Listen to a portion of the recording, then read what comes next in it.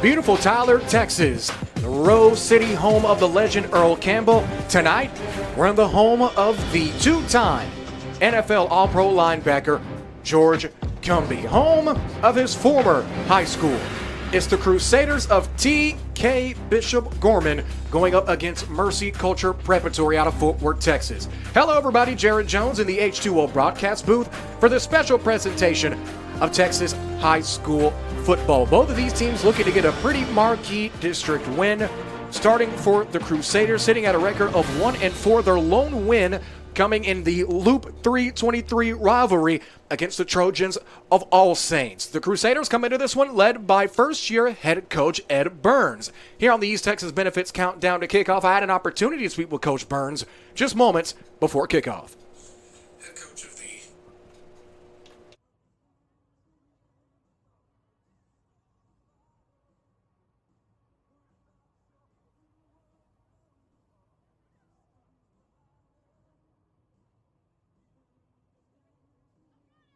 Bishop Gorman Crusaders coach Ed Burns, first season here over the green and white. Big game this week. Not only is it a chance to get a big district win against your home crowd, but against a Mercy Culture team that a lot of people had on their radar. Yes, it's always big going in the district. We've seen they got a couple more talent in. We beat them last year, but every year's a new year, so it's always good to get be in front of home fans, in front of home crowd, and hopefully pull out a win. Glad you brought up the home crowd, because one thing I've heard absolutely everything about was the grill on the hill. Last time I came to this stadium personally, it was about 10 or so years ago when I heard about the grill. But coming here now, broadcasting the game, being up close and personal, I get to see this community up close at the best time of the year, around the middle of football season. How has this community and this Crusader group embraced you in your first season? I've been here going on my third year, and they've embraced me even, before I became head coach, as an assistant coach. They've embraced the football team, the players. They get loud. You're going to hear the cowbells. You're going to hear the fans. Everybody talks about the grill on the hill, which is great. They just embrace me as a whole. They know what I'm about, and they love what I'm about. And they're behind me 110%. So we're working, we're building. We got some young guys. So I wouldn't call it a full rebuild, but we're always building. And the Gorman community has embraced me with open arms. You talk about rebuilding. What are some of the tools that you have in the toolbox? Who are some of the guys we need to look out for tonight? Some of the tools that we have, when I say rebuilding, we lost 13 seniors. So it's always tough, no matter how good or bad or, whatever it is. That's always tough. But some of the young and upcoming guys we have, we have David Phillips.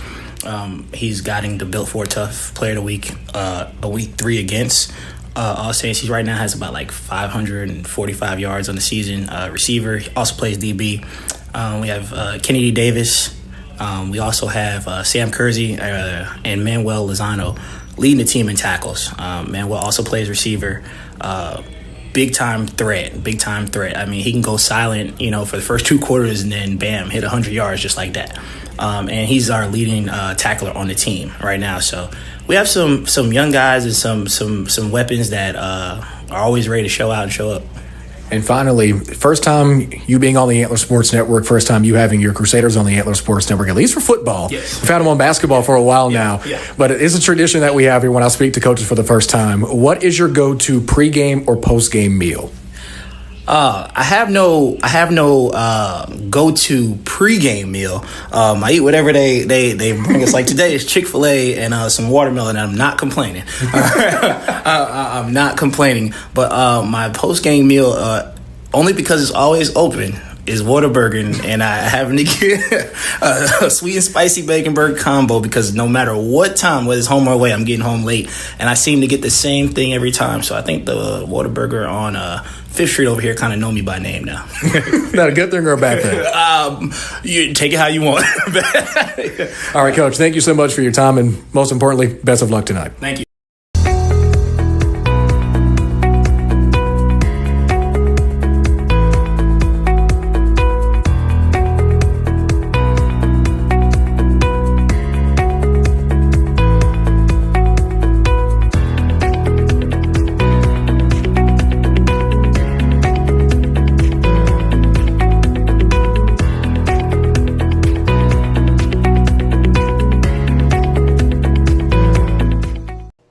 Crusaders are coming onto the field, a little bit of a stadium entrance, definitely something you don't see every day.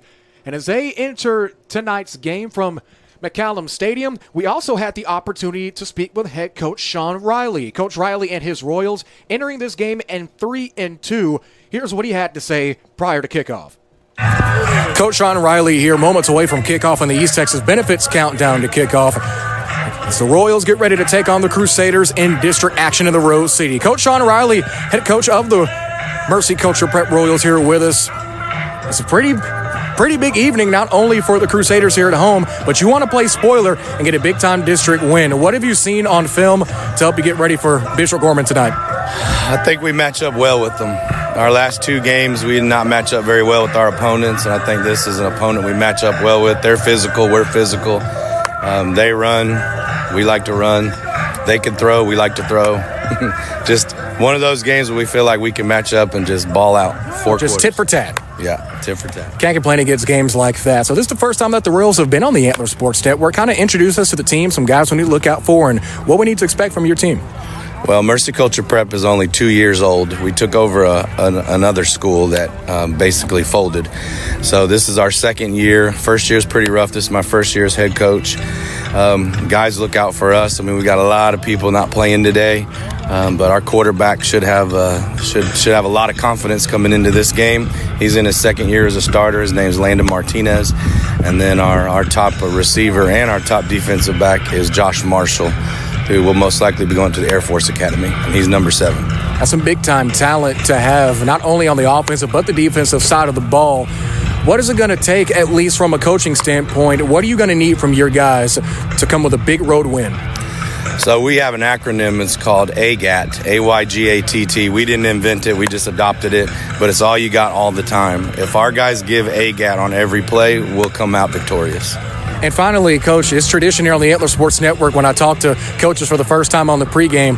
What is your go-to pregame or postgame meal? Well, it's horrible, my post-game meal. If we win, it's just a quarter-pounder meal. If we lose, it's a double quarter-pounder meal, a shake, and a lot of punishment. Almost like stress eating in a way, huh? It's definitely stress eating. About quarter-pounder, that's a solid pick, Coach.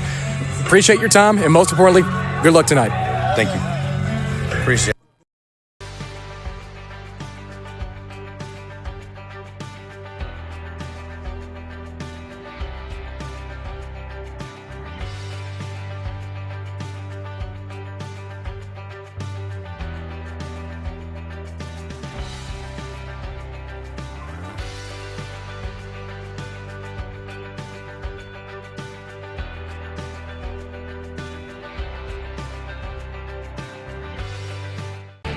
Back on the East Texas Benefits countdown to kickoff as the moments tick away. It's pink out here in the Rose City of Tyler, Texas. And while we have a moment, let's take a second to check out our starting lineups. Brought to you by Spartan Roofing. Starting with the home team offense of the Bishop Gorman Crusaders.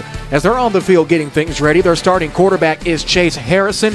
Running back is number 24, Kennedy Davis. The receiving core is David Phillips, Manuel Lozano, Jack Cohn, and Eli Mafood. Left tackle is Zeke Connor. Left guard, Kamari Alford. Center is Jackson Stokes. Martavian Lee is the right guard. And Sam Kersey rounds out the offensive line at right tackle. And now, flipping to the other side, let's take a look at Coach Riley's Royal defense.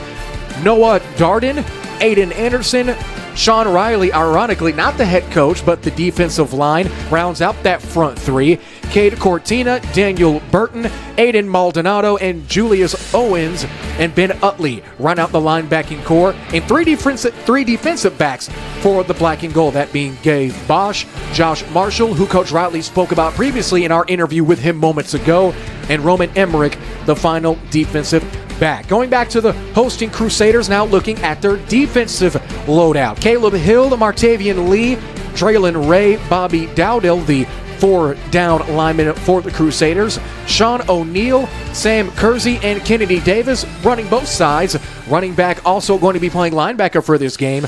And the defensive backs, Coach Burns running 4. Those 4 defensive backs being Cave Scott, Jake Cohn, David Phillips, and Manuel Lozano. And finally, let's meet our visiting offense, the Mercy Culture Prep Royal offense.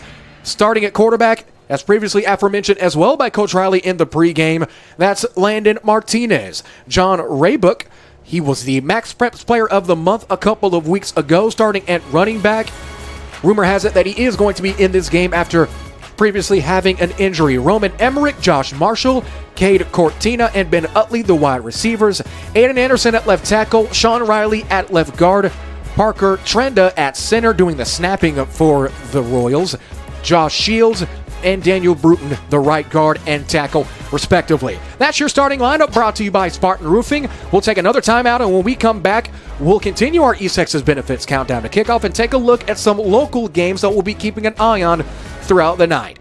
Back in 30 seconds, this is the East Texas Benefits Countdown to Kickoff, brought to you by East Texas Benefits, local knowledge you can trust.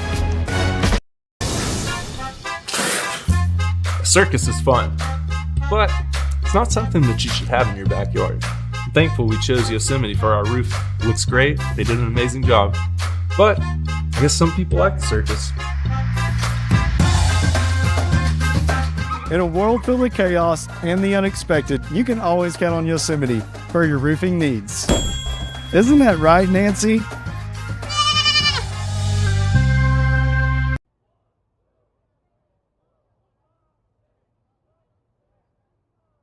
After our starting lineups are complete, let's take a look at some of our games to watch as we continue the East Texas Benefits Countdown to Kickoff. They're Loop 323 rivals, that being the All Saints Trojans.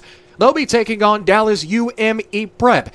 Kickoff from Milborn Field expected to be around 7 p.m. The two Tyler schools are back in action after having a break last week. The Tyler Legacy Red Raiders are heading up Highway 80 to take on the Rockwall Heath Eagles. Tyler High takes on Lancaster at what is surely to be an offensive shootout. Longview takes on the Jackrabbits of Forney. The White House Wildcats will be taking on Pine Tree, what some consider to be the game of the week. Specifically in 4A, Glendale Eagles taking on the Bulldogs of Kilgore. Tyler Chapel Hill heads up to the Tomato Bowl to take on the Jacksonville Indians. Berlin and Brownsboro square off. And the next two games are hosting teams that'll be on our broadcast next week. The Sabine Cardinals taking on the Jackrabbits of Atlanta, and the Tatum Eagles, led by head coach Whitney Keeling, taking on the Bears of Gladewater. That game at Jack V. Murphy Stadium, kickoff at 7:30. Our game next week will be over at Cardinals Field, as the Sabine Cardinals will be taking on the Gladewater Bears. So those two games specifically, those final two, will be two that we'll be keeping an eye on as the night continues. As we continue our countdown to kickoff, the Royals have gone back into the locker room, and the Crusaders are down on the field with their inflatable all set up and ready to go. Let's take a 4-minute break. Back after this is the East Texas Benefits Countdown to Kickoff on the Antler Sports Network and ASN2, brought to you by Pell Shea Kia, where tough never quits. Nathan LeMaster. I'm from Tyler, Texas, and here I have the Pill Puncher. This device, ladies and gentlemen, will help you get into pill packages very easily, sanitarily, and effectively. All you got to do is take the point, puncture the back, right there. Take the device, put it over the pill, like so, push it down, drops it into the reservoir, and there you go, folks. Why make this harder on yourselves? Save your fingers and get your Pill Puncher today.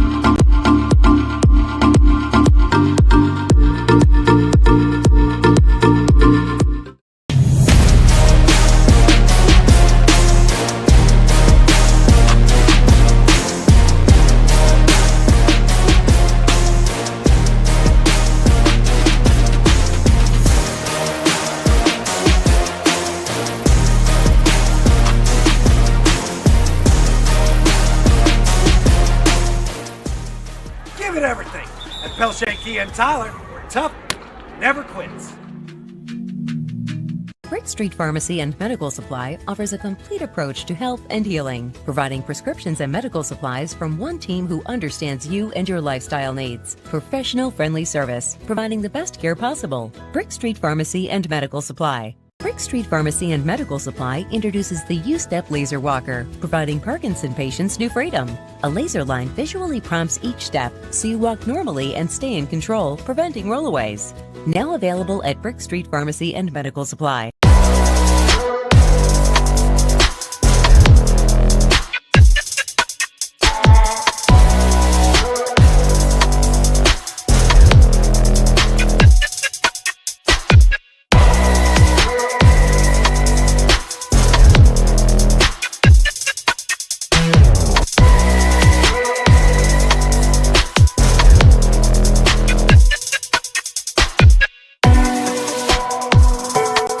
Drawing up the perfect insurance plan can seem like a daunting task in this financial climate.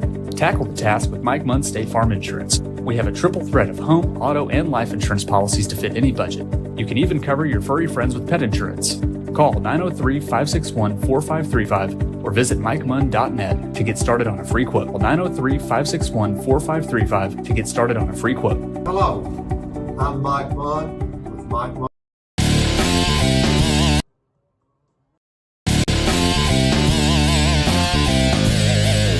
0 points on the board. High snap, it's blocked. Texas College is going to go the other way. Into the end zone. Touchdown Steers. What a way to start things off. 43-yard touchdown. Love to get a time of possession stat for both of these ball clubs.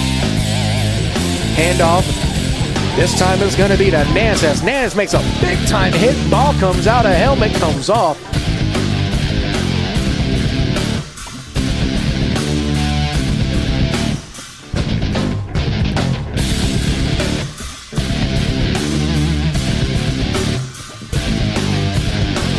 Going to 10 now. Now they're set and another jump. There's a flag. Free play. Oh, Bob with just a 42 remaining in the first quarter of play. Here we go. Lockett has a man down the hashes. It's right in the bucket into the end zone. Touchdown, Nacogdoches.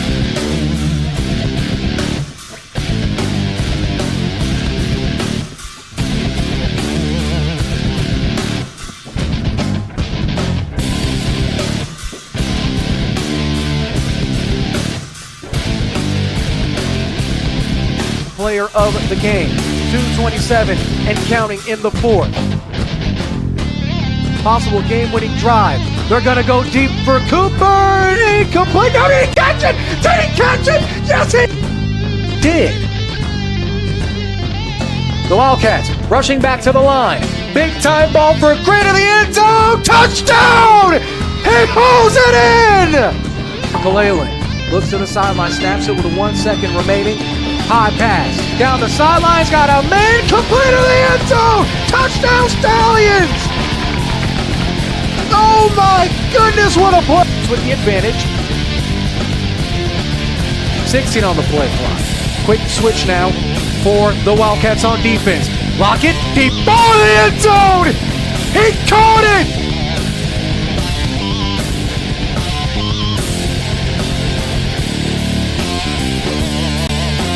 It's Nathan Lemaster. I'm from Tyler, Texas, and here I have the Pill Puncher. This device, ladies and gentlemen, will help you get into pill packages very easily, sanitarily, and effectively. All you gotta do is take the point, puncture the back, right there, take the device, put it over the pill, like so, push it down, drops it into the reservoir, and there you go, folks. Why make this harder on yourselves? Save your fingers and get your Pill Puncher today.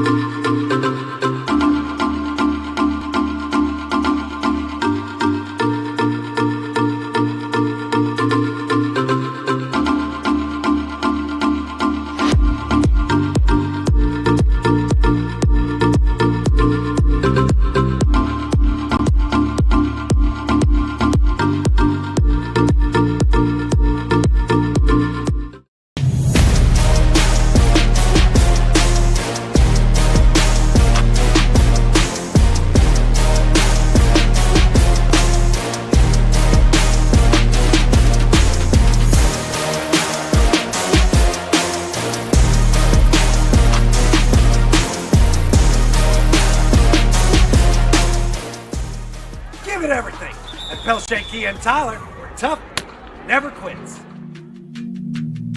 Brick Street Pharmacy and Medical Supply offers a complete approach to health and healing, providing prescriptions and medical supplies from one team who understands you and your lifestyle needs. Professional friendly service, providing the best care possible. Brick Street Pharmacy and Medical Supply. Brick Street Pharmacy and Medical Supply introduces the U-Step Laser Walker, providing Parkinson patients new freedom.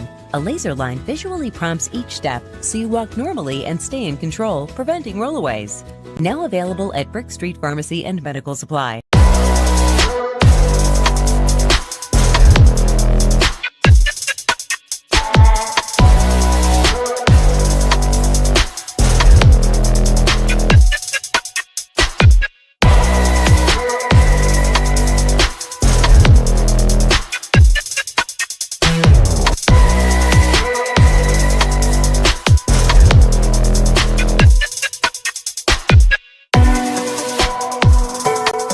Drawing up the perfect insurance plan can seem like a daunting task in this financial climate. Tackle the task with Mike Munn State Farm Insurance. We have a triple threat of home, auto, and life insurance policies to fit any budget. You can even cover your furry friends with pet insurance. Call 903-561-4535 or visit MikeMunn.net to get started on a free quote. 903-561-4535 to get started on a free quote. Hello, I'm Mike Munn with Mike Munn State Farm, where I've been your local agent since 19.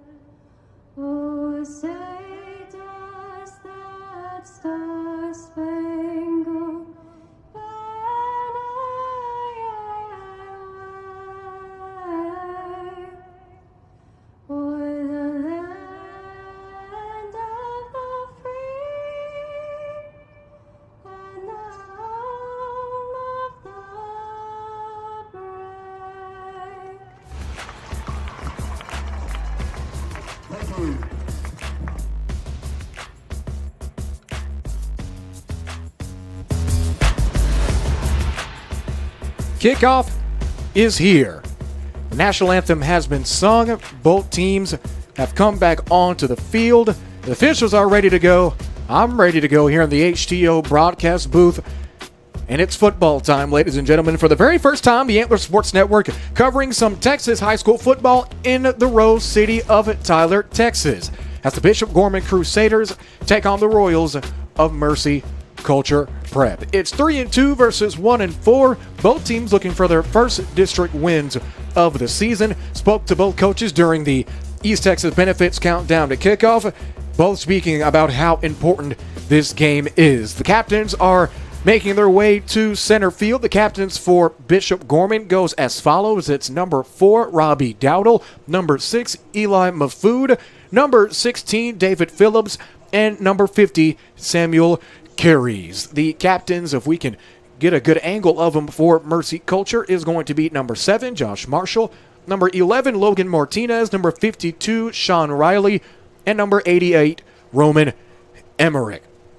So we go down to the field to try to figure out who will win this coin toss. As last week, the Gorman Crusaders fell on the road to New Braunfels by a score of 49-27. And last week, the Royals fell at home in a 48-18 loss against Temple Christian. Looks like both teams are being presented both sides of the coin. Getting a little bit of extra nice pregame talking to, making sure that everything's all right prior to this game. The Gorman Crusaders in their classic dark green tops with black bottoms. Gold numerals and lettering with a black outline. White helmets with black piping and numerals on the left side. The Bishop Gorman cross logo in green on the right. The Royals in their visiting white tops, white bottoms. Gold lettering and black numerals with black piping along the shoulders. All black helmet with the golden Royal logo on both sides.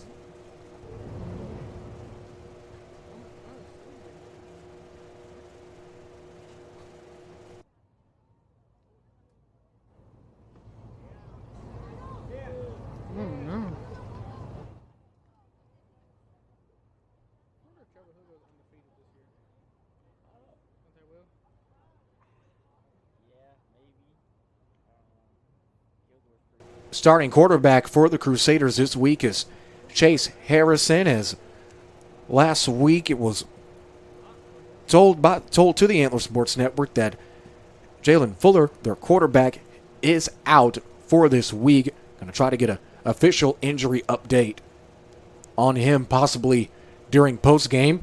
Jared Jones in the HTO broadcast booth, and with us again is Mr. Hunter Taylor will be giving us our score update throughout the night, and we'll also hear from him at halftime.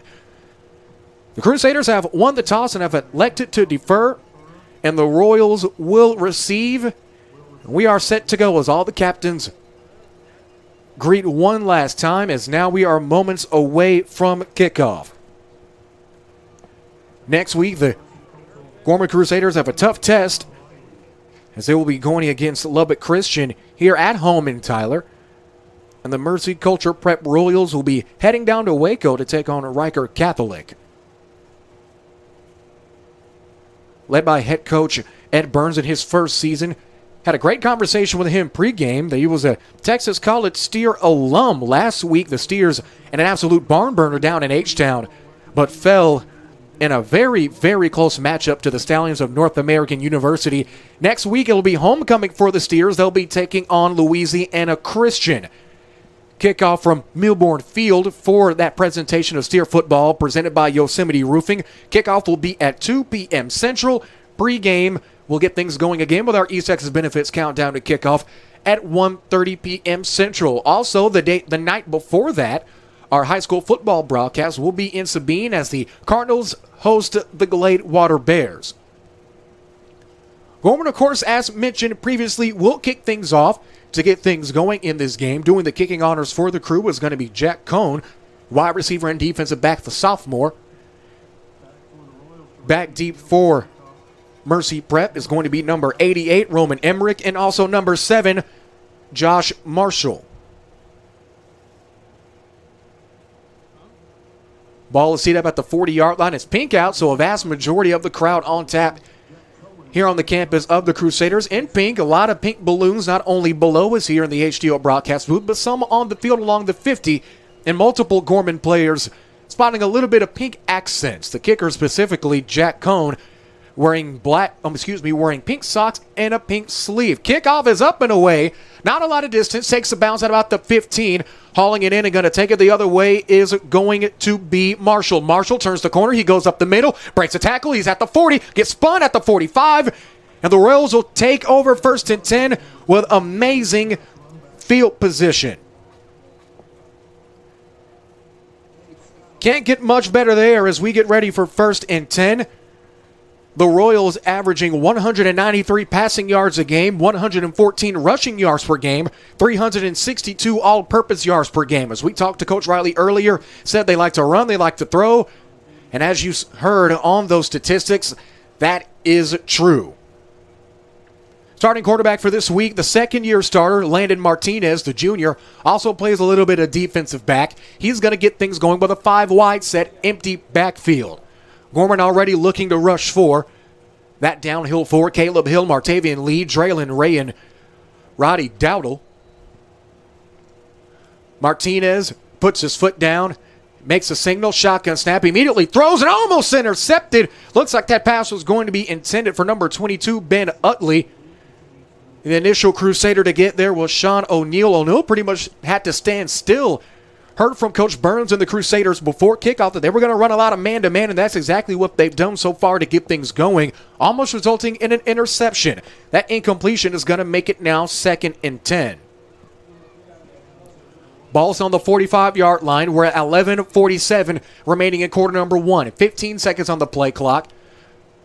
As the officials are... Looks like they're speaking to a Crusader. That's Caleb Hill they're talking to. Hill, the defensive lineman, the sophomore. Looks like he might have had a little bit of a wardrobe malfunction. Looks like something on his wrist. Don't know if that's a... Hopefully not any blood or anything. Maybe it's just a wristband or something. And as he gets treated to, let's take a quick timeout. Back in 30 seconds. This is the Pelche Kia Game of the Week on the Antler Sports Network.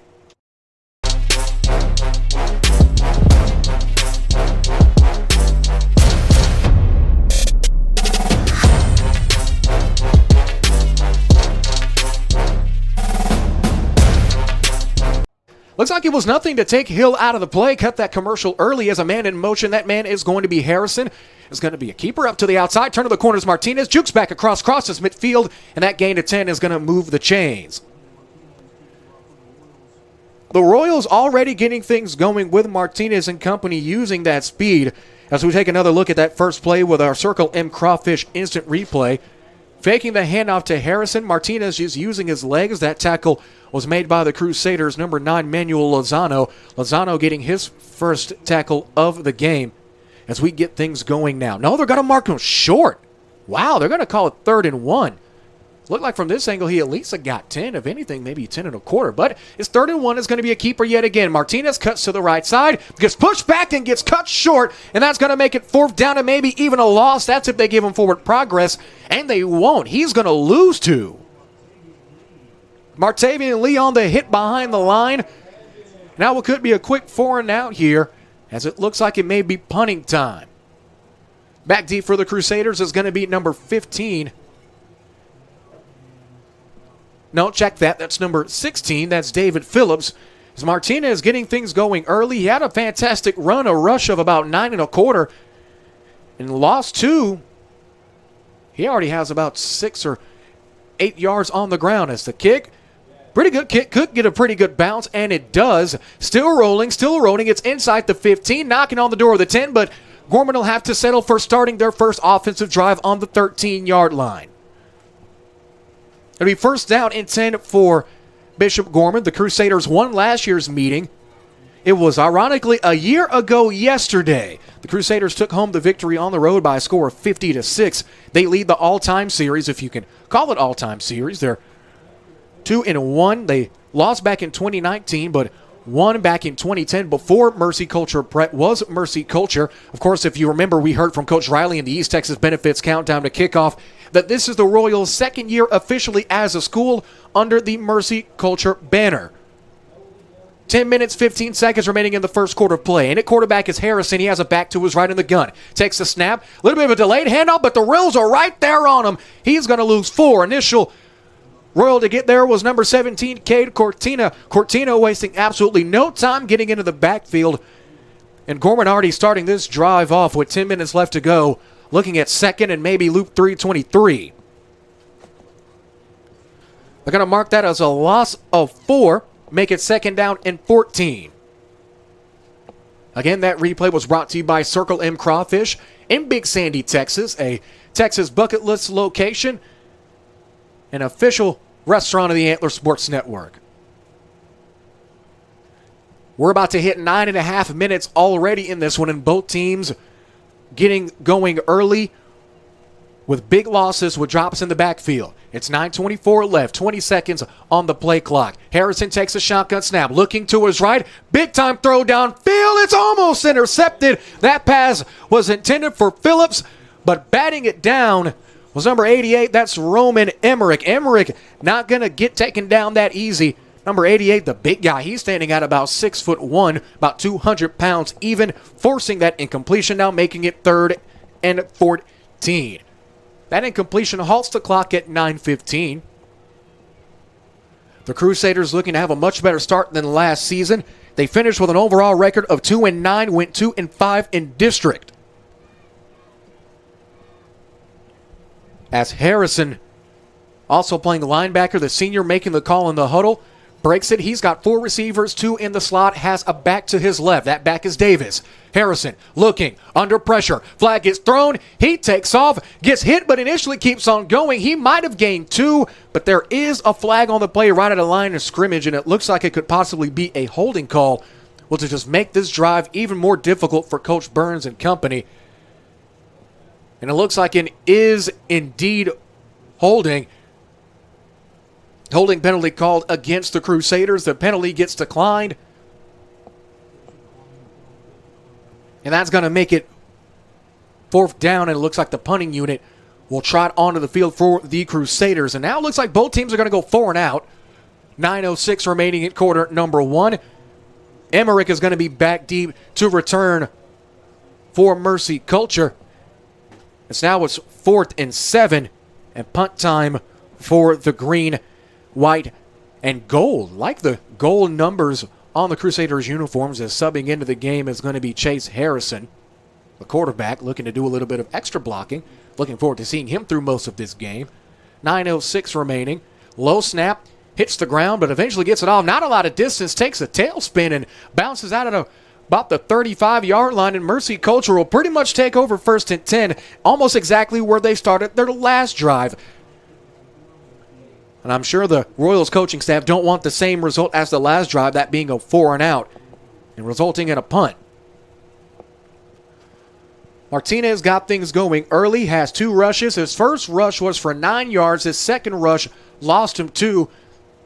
So net yardage already for the Royals, 7. Looking to gain a little bit more than that. It's 1st and 10, 8:58 remaining in the first quarter of play. Landon Martinez, the quarterback, back in the gun, second-year starter, has 5 out wide again. Gorman looking to rush 5, instead they rush 4. Martinez, strike across the middle, did it get intercepted? No, the ball's on the ground. As right in the middle of that play was David Phillips yet again. Phillips already has 2 breakups in this game to get things going. As Martinez looked like he had plenty of time. It was a risky pass. He had enough power on it, but the Crusaders secondary just closing in right on schedule. That incompletion is going to bring up 2nd down and 10. Ball is right on the 35-yard line. Crusaders making a couple of adjustments on defense. Man in motion is going to be John Sims. Martinez on the keeper. Has the outside. Has a block from Emmerich downfield. Gets bounced out about the 20. No, he's still got a couple of more yards. Gets the 1st down and then some. That's going to be a gain of around 20 and mark it 1st down and 10 for the Royals.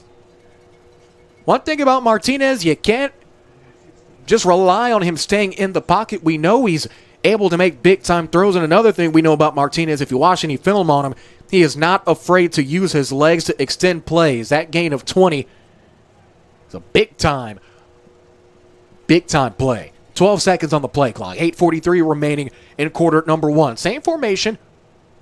Going to be 5 out wide. Possible screen pass. No, they're going to go deep to Emmerich into the end zone. Almost intercepted, but incomplete. On the bat down for the Crusaders was Manuel Lozano. Lozano was a couple of fingertips away from getting the first interception of the game. And man, Emmerich streaked down the field, had plenty of space. Pretty good ball by Martinez, but Lozano was pretty much there right on schedule, making it 2nd down and 10. Martinez and company speaking to his huddle.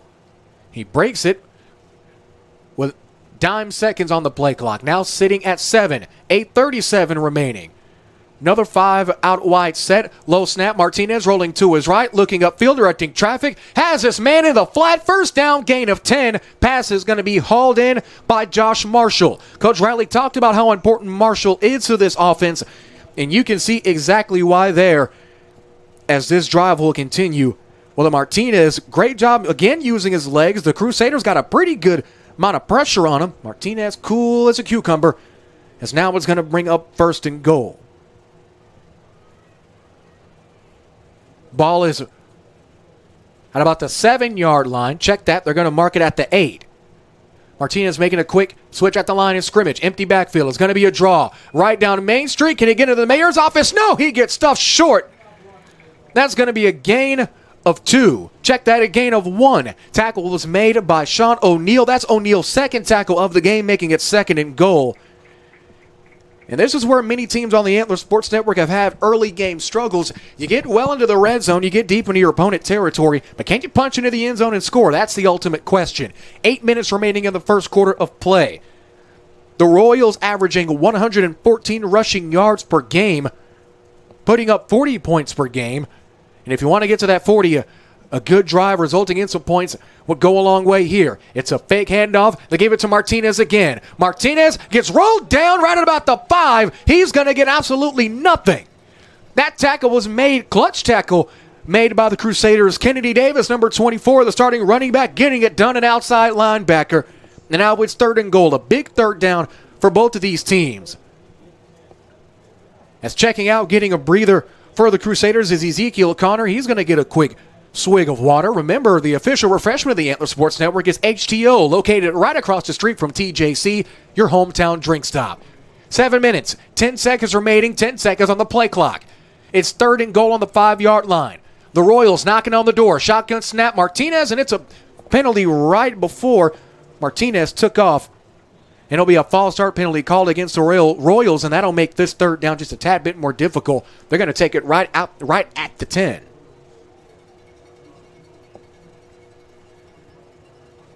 Again, be sure to tune in next week as we have broadcasts on a Friday and Saturday. Friday, we'll have high school football action at the Sabine Cardinals host the Gladewater Bears. And then Saturday afternoon, kickoff from Muirborn Field at 2 o'clock Central. The East Texas Benefits countdown to kickoff at 1:30. It's homecoming as the Steers of Texas College host the Wildcats of Louisiana Christian in Sooner Athletic Conference action. Martinez out of the gun, rolling out, throwing to the end zone. It's picked up this time. Going the other way along the sideline of the Crusaders. At the 30, gets brought down at about the 35. And that could be exactly what the doctor ordered as we take another look at that pick via our Circle M Crawfish instant replay. Martinez with a risky throw. Interception made by David Phillips. Number 16, Phillips has been a nuisance in that Crusaders secondary all evening long in the early goings of this one.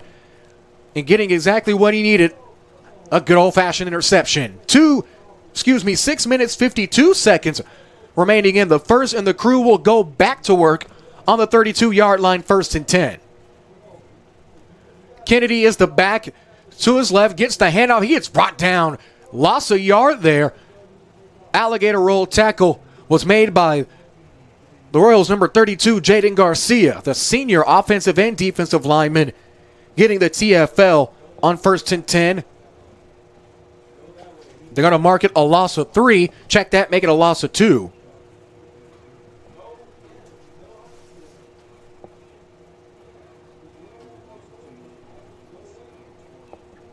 It's 2nd and 12 for Bishop Gorman.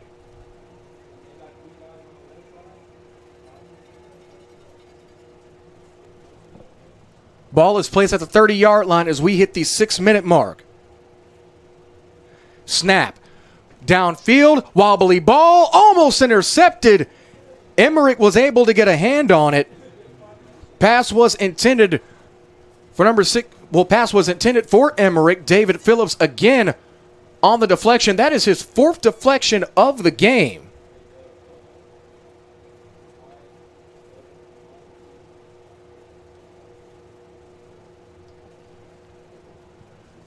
Now 3rd down and 12 after the incompletion. Quick substitution, no substitution as Harrison gets the offensive play call from head coach Ed Burns from the sideline.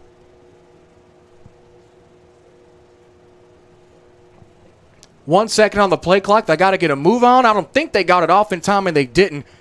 And it's going to be a delay of game penalty. That's exactly what it is if we get the call from the official. And that'll push them back a couple of extra yards.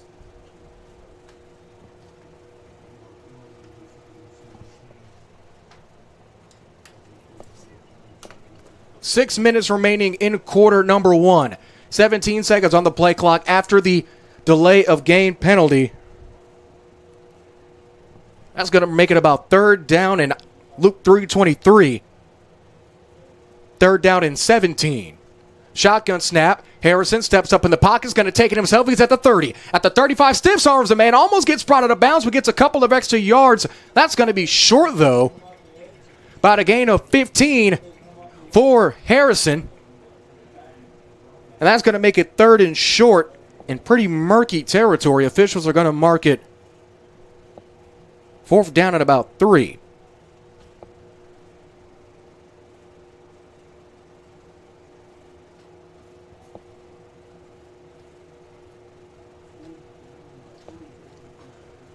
Big time 4th down now. The Crusader offense going to stay on the field and go for it. Martinez, check that now. Martinez, and it's bobbled and it's caught. Going the other way. 30-yard line gets brought down, knocking on the door of the 25. That pass from Harrison almost looked like it had no chance. But there with the sure hands is Jake Cohn moving the chains, making it 1st down. 5:37 remaining. And the offensive drive stays alive after the 4th down risk goes in the favor of the Crew.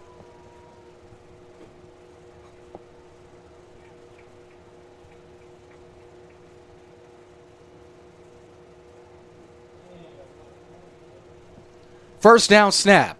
Harrison looking left. Gets pressure. Kennedy looks like he almost had it. It's a live ball, so it was behind the line of scrimmage, doing a little bit of razzle-dazzle as Davis trying to get out of trouble, but the Royals dropping well behind the line. That's going to be a loss of 10.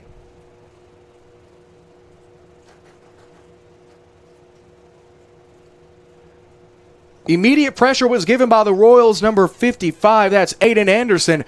Anderson was pretty much there every step of the way right on Harrison. Harrison did the only thing he really could do in that situation. Tried to get it out to Kennedy Davis, his running back. Was able to get it to him, but Davis looked like he had got tripped up on something. Maybe can't really say it was the turf monster that got him. It was the grass monster that brought him down. And now that makes it 2nd down and long. Officials will mark it 2nd down and 19. Ball's on the 35-yard line. 4 seconds on the play clock with 4.5 minutes remaining in the first. Harrison, shotgun snap. They get it incomplete. Pass was intended for David Phillips. As Phillips already has an interception in this one. We've seen the Crew move the ball down the field thanks to big-time plays. But it seems like they're starting to stall out now, looking at a 3rd and 19.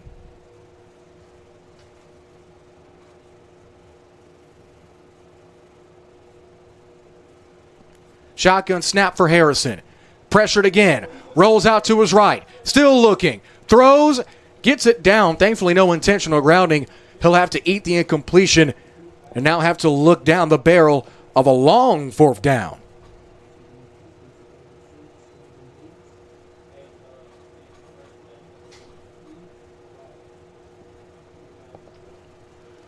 .417 remaining in quarter number 1. 21 seconds on the play clock. Ball is on the 35-yard line. And it looks like a timeout's going to be called by the Crusaders, so we'll take it with them. Back in 30 seconds. This is Texas High School Football on the Antler Sports Network.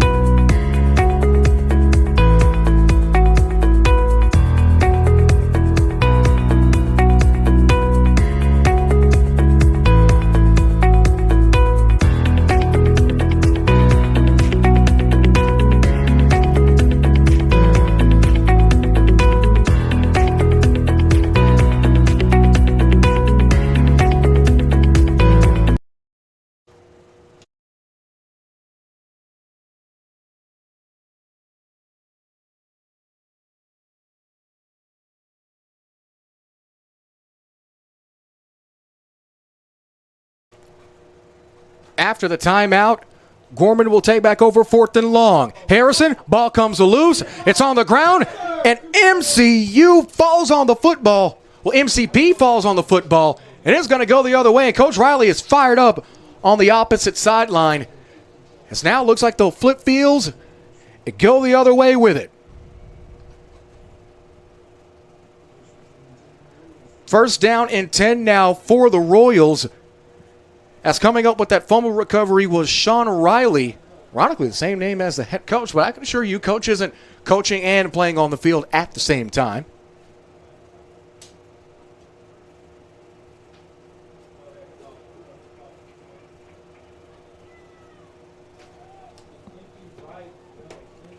First down and 10. Ball's going to be on the 45-yard line for Mercy Culture Prep.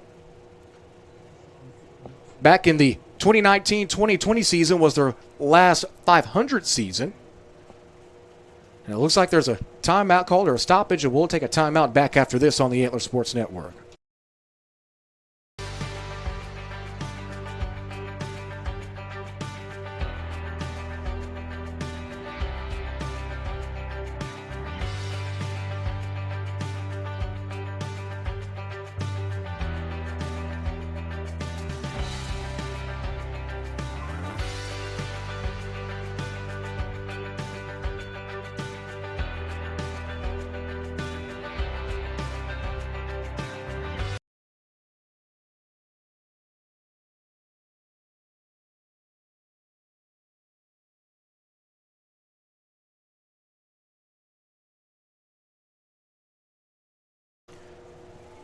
After the timeout, Mercy Culture going downfield, open receivers, hauled in and caught by Josh Marshall. Marshall with his second big-time play of the game. That's going to be a huge gain. Looks like that's going to be about a gain of 32, and that'll make it first down and 10 yet again.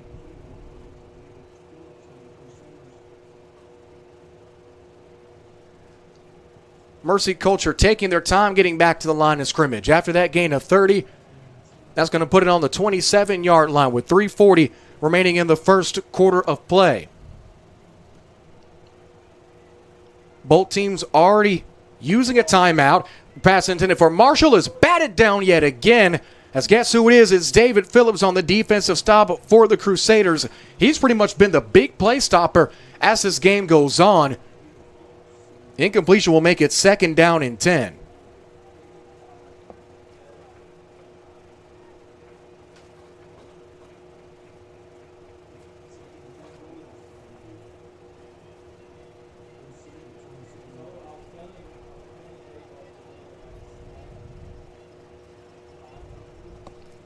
After the incompletion, Martinez, shotgun snap, looking right, gets pressure, steps up, now rolls out to his left, has one blocker but gets tackled after a loss of 3. That hit was made by Gorman's number 16, David Phillips. Again, we've said his name all evening long, especially on the defensive side of the ball. He's known as a dynamic receiver, but showing that he can get it done in the Gorman secondary too. 2 minutes, 55 seconds remaining, and we are still scoreless. Shotgun snap is low. Bobbles on the ground. Fade ball downfield, incomplete. Phillips in coverage again. That pass was intended for Josh Marshall. They've been trying to go to Marshall all evening long, but Phillips has pretty much had it locked down as this game goes on. That should probably be the matchup of the night, as now it's 4th down and long for MCP.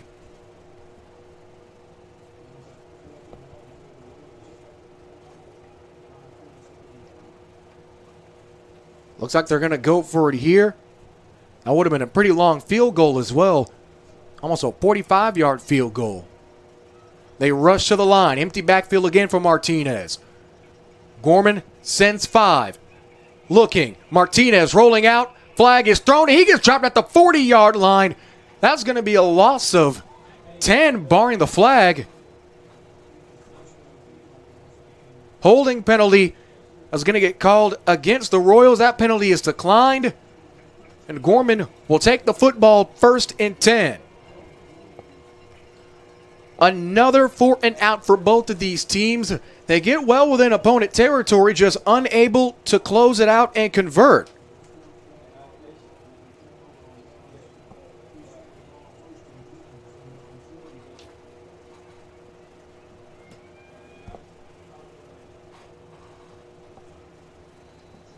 As the clock is instructed to roll, 24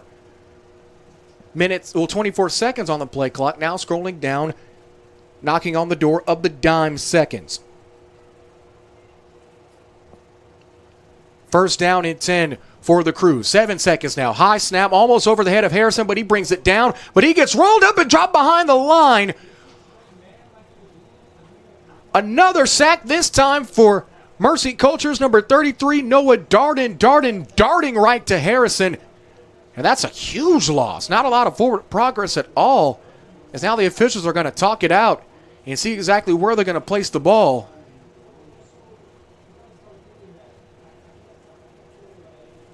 Looks like there was a flag, holding penalty called against the Crusaders. Penalty, of course, is declined. That's going to be a loss of 15. Result of the play is going to make it second down and 25. Long hill to climb for the Crew here at home. First pink out game of the year. 2:09 now remaining in quarter number 1.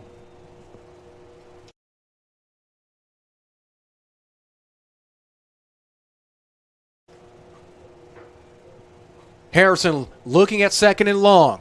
Pressured. Throw downfield, almost intercepted. Rowan Emmerich turned around and had his outside hand on the football.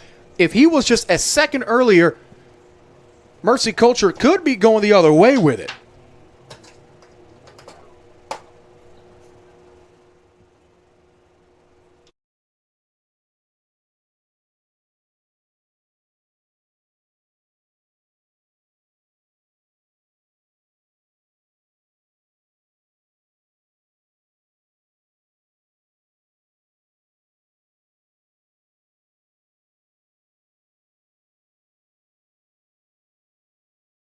Here's the third down and long after the incompletion. Big time hit made behind the line. Trying to see who was the first roll to get to it. He gets thrown down. Still trying to get a read of the number. That was number 55. That's Aiden Anderson on the tackle.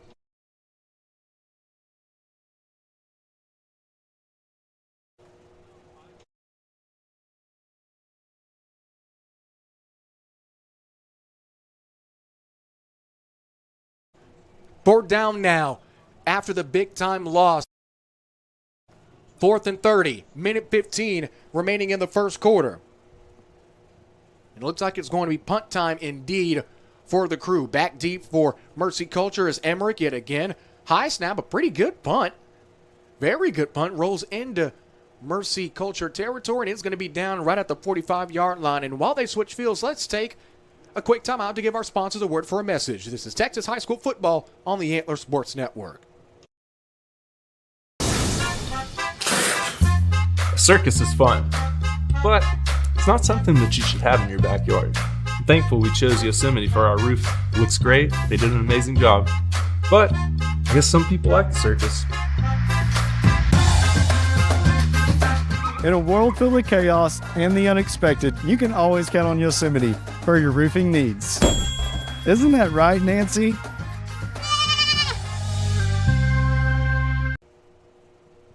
We come back. Mercy Culture takes the football back. 1st and 10. Ball is right on the 45-yard line. And in a moment, we'll go to our Hunter Taylor for a quick local scoreboard update.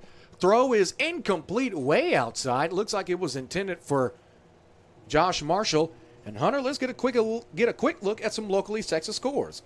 Okay, it looks like along with the game we have right now, there are a lot of slow games going on. Only game breaks we have at the moment is Gladewater versus Tatum. Gladewater up 7-6 on Tatum. Sabine at Atlanta. Sabine up 7-6, and then Mesquite Horn beating Tyler Legacy at the moment 7-0.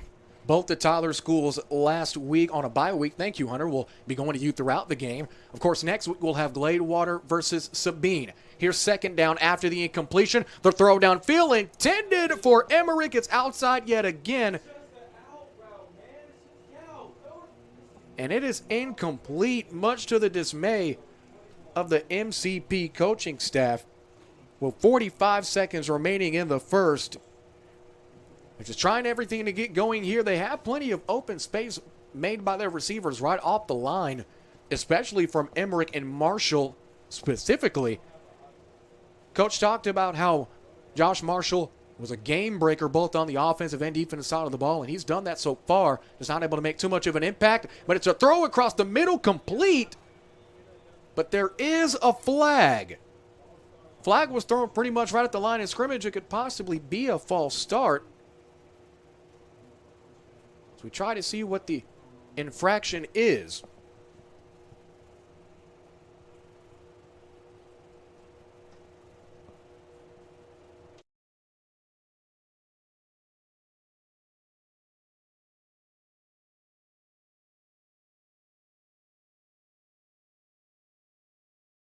Face mask penalty called against the Royals. That's going to push them back a good amount of yards. And now make this third down an even more difficult third down with 39 seconds remaining in quarter number 1. Both teams sitting at 2 timeouts apiece. Quick substitution for BG, at least on the defensive front. Checking out is going to be Kamari Alford. Alford has pretty much been putting pressure on Martinez and company all evening long. And that penalty is going to make it 3rd and 25. Gorman had a 2nd and 25. Mercy Culture now sitting at 3rd and 25. Martinez looking, has a man in the middle of the field. It's going to be Marshall. Marshall turns upfield if he has space and get the first down and more. At the 40, jukes across the middle. Maybe has one more man to beat him. Multiple Crusaders bring him down at about the 35-yard line. That's going to be a gain of 35 yards, a big 35 yards indeed, saving the drive for Mercy Culture. And once again, the Royals have a big opportunity deep within Crusader territory to get something going. The question is, and we've been saying it already in the early going of this game, can they capitalize? 25 seconds now. Clock rolling. High pass incomplete. Throw was intended for Ben Utley, the tight end and inside linebacker. This Mercy Culture offense putting up 40 points a game, only allowing 30. But we're still scoreless here with only 21 seconds remaining in quarter number 1. Man in motion. Martinez gonna keep it. Right up the middle, he's got space. Stutter steps, gets outside the hash, and now along the numbers, gets pushed out of bounds right before he can get to about the 15-yard line, and that should stop the clock. No, he wasn't going forward as he goes out of bounds, and it looks like this might end the first quarter of play, and it does. We've got ourselves a good old-fashioned stalemate here in the Rose City. It's 0-0. Back after this, this is Texas High School football on the Antler Sports Network and ASN2. Circus is fun, but it's not something that you should have in your backyard. I'm thankful we chose Yosemite for our roof. It looks great, they did an amazing job, but I guess some people like the circus.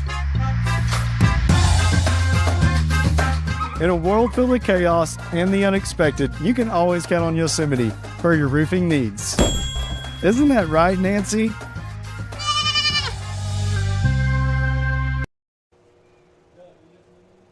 One quarter of play is down.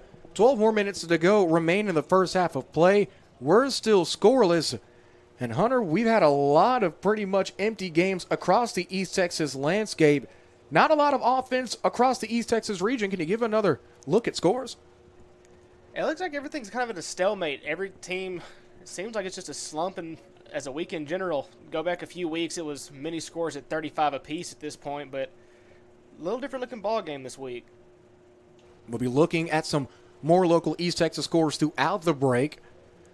Luke 323 rivals at All Saints of those Trojans currently down to the Eagles of UME Prep. That game still scoreless, still in the first quarter. As we've just finished the first quarter here in Tyler, here on the campus of the Bishop Gorman Crusaders, and it's scoreless now. First 12 is on the clock, but Mercy Culture knocking on the door. They've got a 1st and 10 right on the 17-yard line. Going to go from left to right on your respective device. Martinez in the gun looking at an empty backfield. 17 seconds on the play clock. It's going to be a quick shovel pass to the outside. Turn to the corner is going to be Marshall. Marshall, 5-4-3-2-1 in the end zone. We have our first score of the game, as it looks like it's going to be the Royals to strike in the opening moments of the second quarter of play. Only 7 seconds that play needed for Marshall to get into the end zone. A 17-yard touchdown run is good for 6. Looking to do the kicking honors is going to be Gabe Bosch. On our roster here, he's listed as a wide receiver, defensive back, and a kicker. I won't be surprised if he even drove the bus down here from Fort Worth to Tyler as well. A kid that can absolutely do it all. Awaiting the PAT, holding is going to be the quarterback, Landon Martinez. He calls for the snap, low snap, gets the kick, and it's going to be low and outside. No good, but we have ourselves a score. After 7 seconds, there's only 11:53 remaining. No, it looks like there's a flag on the far side. We're going to keep it here, as it looks like it was thrown right after the snap, or maybe even moments before the kick was made. Offsides penalty is going to get called against BG, and that'll probably make this extra point just that much simpler.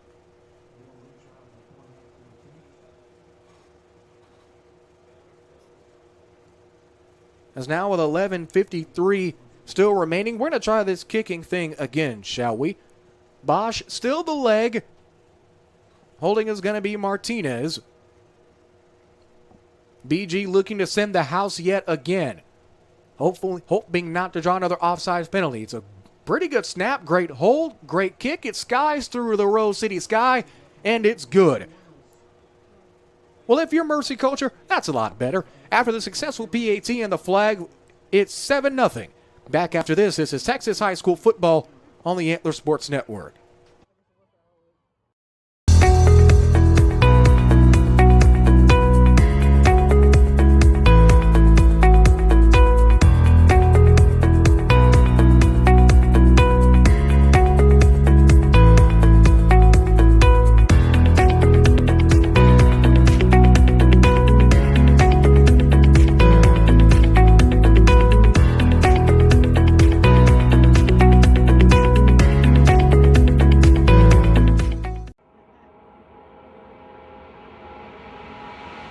We have our first points of the game, that coming via the Royals of Mercy Culture. And now the Crusaders have a chance to respond. It's 7-all with 11:53 remaining in the first half of play. Only 7 seconds the Royals needed to get back on, to get on the scoreboard. They've been knocking on the door pretty much all evening long, just unable to execute, but I guess third time's the charm. As now we're back ready to kick things off. Doing the honors is going to be Daniel Burton. Burton approaches the football at the 40. It's going to be an onside kick. Will it travel enough? No! The Crusaders get on the football about right at midfield into the awaiting arms of Keanu Nartia. That was a mere inches, almost centimeters away from being a successful onside kick. Prior to pregame here, I was able to watch the special teams unit for Mercy Culture. They were practicing onside kicks. And I'm sure if you look at the film, you might see a couple of onside kicks there as well. So thankfully, Gorman was ready and waiting. The Royals, if they just turned around maybe a half second earlier, might have even had a chance to palm that football and get the ball back. But instead, Gorman will officially get a chance to respond after the scare. It's first down and 10 as BG takes their first drive of the second quarter. Double back set. They're going to hand it off over to Davis. Davis gets brought down. He's going to get absolutely nowhere as a host of Royals were there to make the tackle. First one to get there was I'm going to at least give it to number 22, Ben Utley. No gain.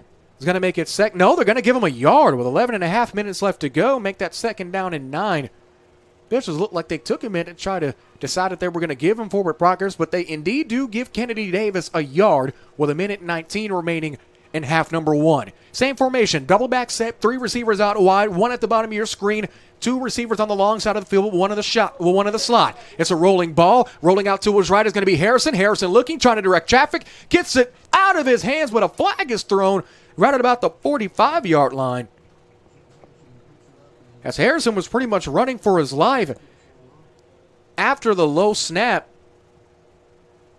As the officials break it down.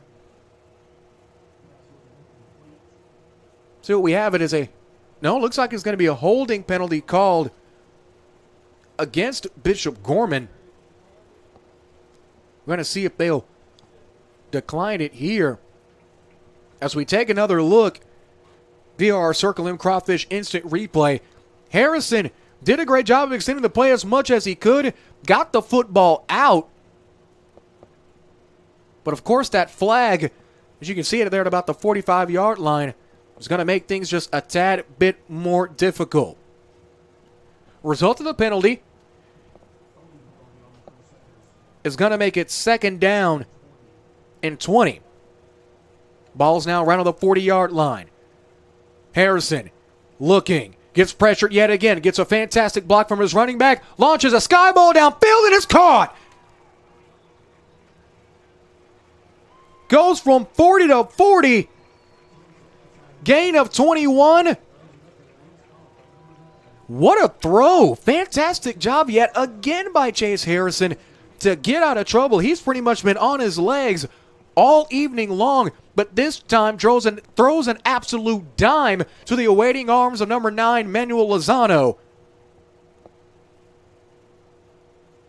1st down and 10 now for the Crusaders as Harrison trots back onto the field to give his offense the play call. Of course, head coach Ed Burns in his first season here. Season opener on the road. A loss against Union Grove. That score 37-14. That next week got his first win of the year against rival All Saints. It's going to be a handoff. Running to the outside is Phillips. Phillips turns the corner at the 30. Gets bounced out of bounds at about the 29-yard line.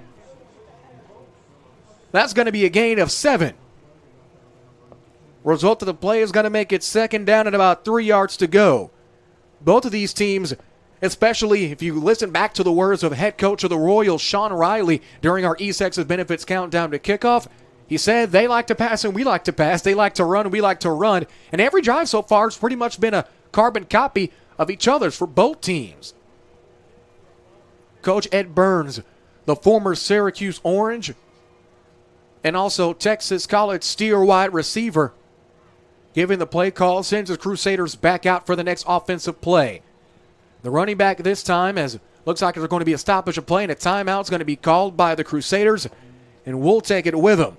We got ourselves a shootout. Gorman knocking on the door, however. Back in 30 seconds. It's Texas High School football on the Antler Sports Network and ASN2.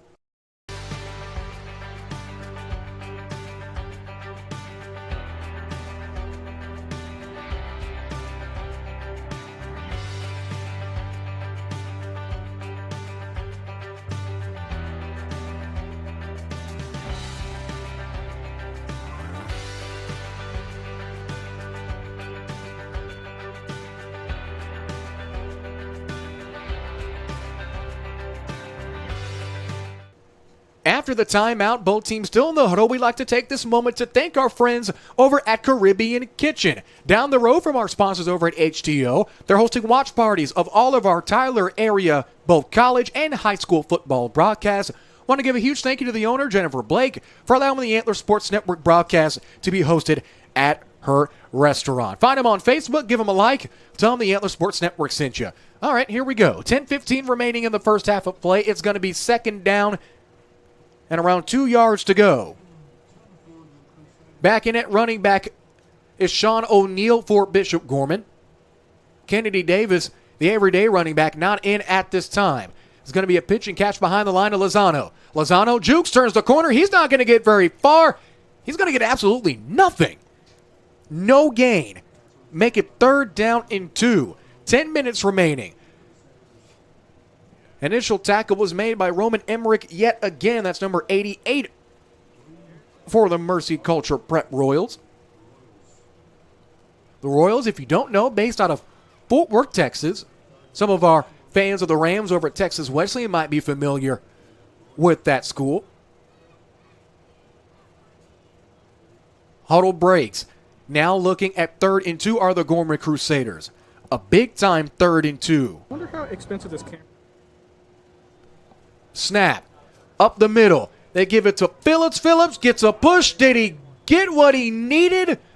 Official is standing right at the original line of scrimmage.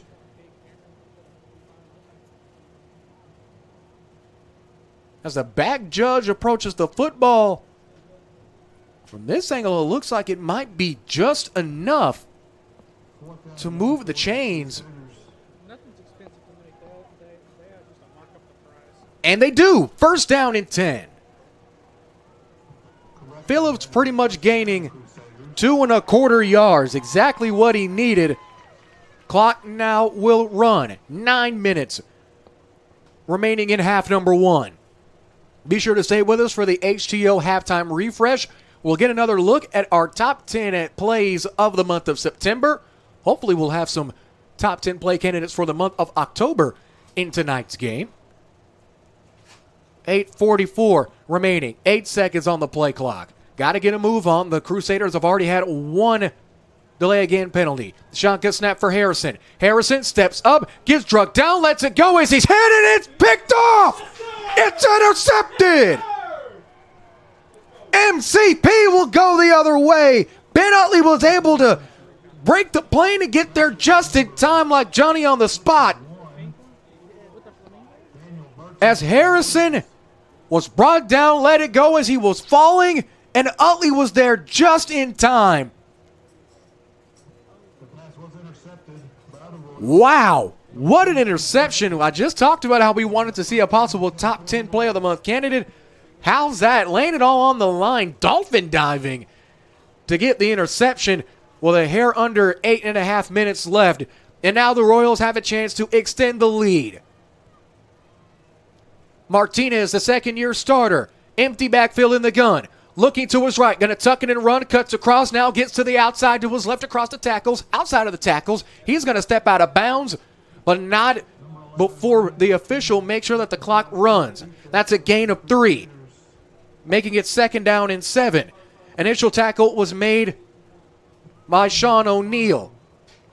That's his 3rd tackle of the game. 8 minutes now remaining. Both defensive lines have had a field day getting pressure to Harrison and Martinez respectively. That's both starting quarterbacks for the Crew and the Royals, excuse me. Same formation, empty backfield. Martinez immediately snaps to his right, passes hauled in, but it gets hit well behind the line. That's Marshall making the tackle for the Crew and resulting in a loss of 6. I'm going to give that initial hit to the Crew's number 87. Excuse me, number 77. Trying to get a number. Sometimes that gold reflects pretty awkwardly. I'll give it to number 50.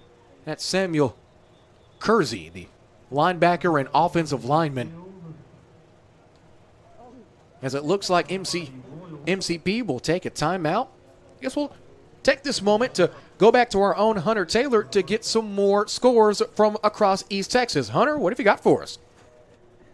Looks like we're finally getting some action going in some of these games. Lancaster and Tyler right now. We have Lancaster on top, 14-7. Rockwall versus Tyler Legacy, 14-0 at the moment. And then Gladewater and Tatum still stuck at 7-6. Glade. That Tyler High Lancaster game, some would consider pretty much just a track meet with a football. Two of some of the fastest teams, not only in East Texas, but just in the state in general. Of course, the Tigers, Weibo Nation, last year we covered them in basketball.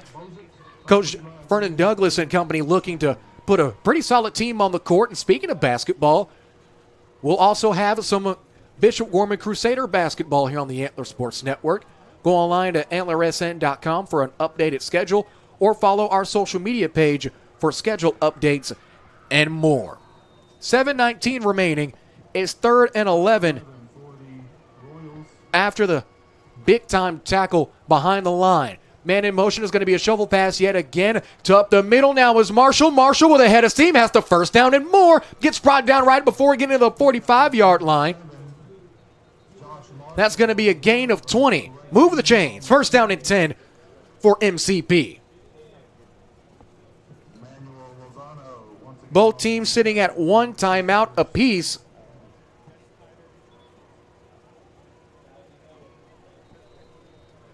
As the clock now being instructed to roll as the chains get moved, we're at 7 minutes remaining. Marshall and his ability to make big plays almost in an instant. The main thing the Crusader defense, I would say, we need to try to hold down now. Another man in motion. They fake the handoff. Keeper, Martinez, gets to the outside, has the first down and more. He's going to gain 13 and move the chains yet again. That's back-to-back big-time plays of at least 11 yards or more. That gain of 13 for Martinez is going to make it first down, but didn't step out of bounds moving forward. Now first down and 10 with 6.5 remaining. BG putting a much heavier package now on the field. Mass substitutions here. But almost a platoon swap, if you will. 6 minutes, 15 seconds left. Martinez has Marshall in motion. Shovel pass to him yet again. He gets ahead of steam. He can make big plays, and he looks like he's going to do it yet again. Gets bumped, keeps going, still pushing. Gets hit again. He's going to gain 12 out of bounds. That is an absolute bowling ball. That Josh Marshall, the senior, breaking 1 tackle, 2, 3, 4, 5, 6, and still standing tall. Wow, what an evening he's having already. An early contender for our Yosemite Roofing GOAT of the game. First down and 10. 6 minutes, 3 seconds remaining. 14 on the play clock. Martinez, empty backfield. It's going to be a draw. He bounces to the outside, but he gets dropped behind the line. That's going to be a loss of around 2, but there is a flag. Initial hit was made by Gorman's number 76, Draylon Ray. As it looks like it's going to be a holding call, possibly against the Royals. That's exactly what it will be as Coach Burns steps up to the white hat to give him his official decision.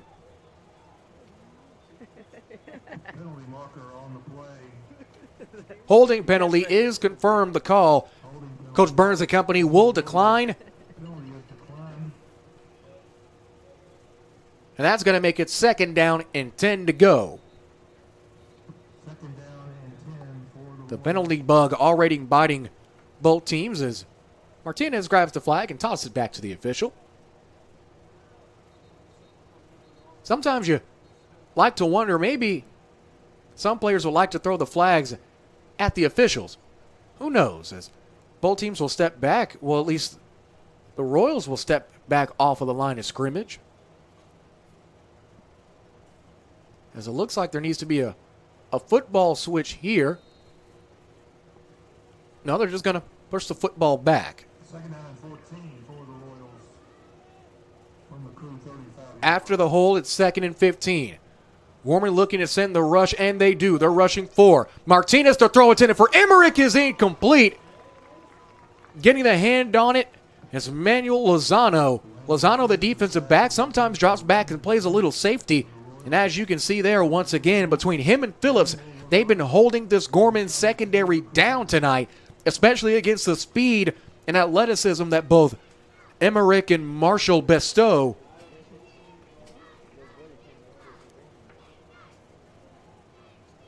A holding penalty pushed them back 5, and that last incompletion is going to make it 3rd and 15. 8 seconds on the play clock. Man in motion. Fake the handoff. It's going to be Martinez. Martinez makes the juke. Tries to get right in front of Sean O'Neal, but O'Neal was there. It's going to be no gain. Now 4th and 15. So we take another look here via our Circle M Crawfish instant replay.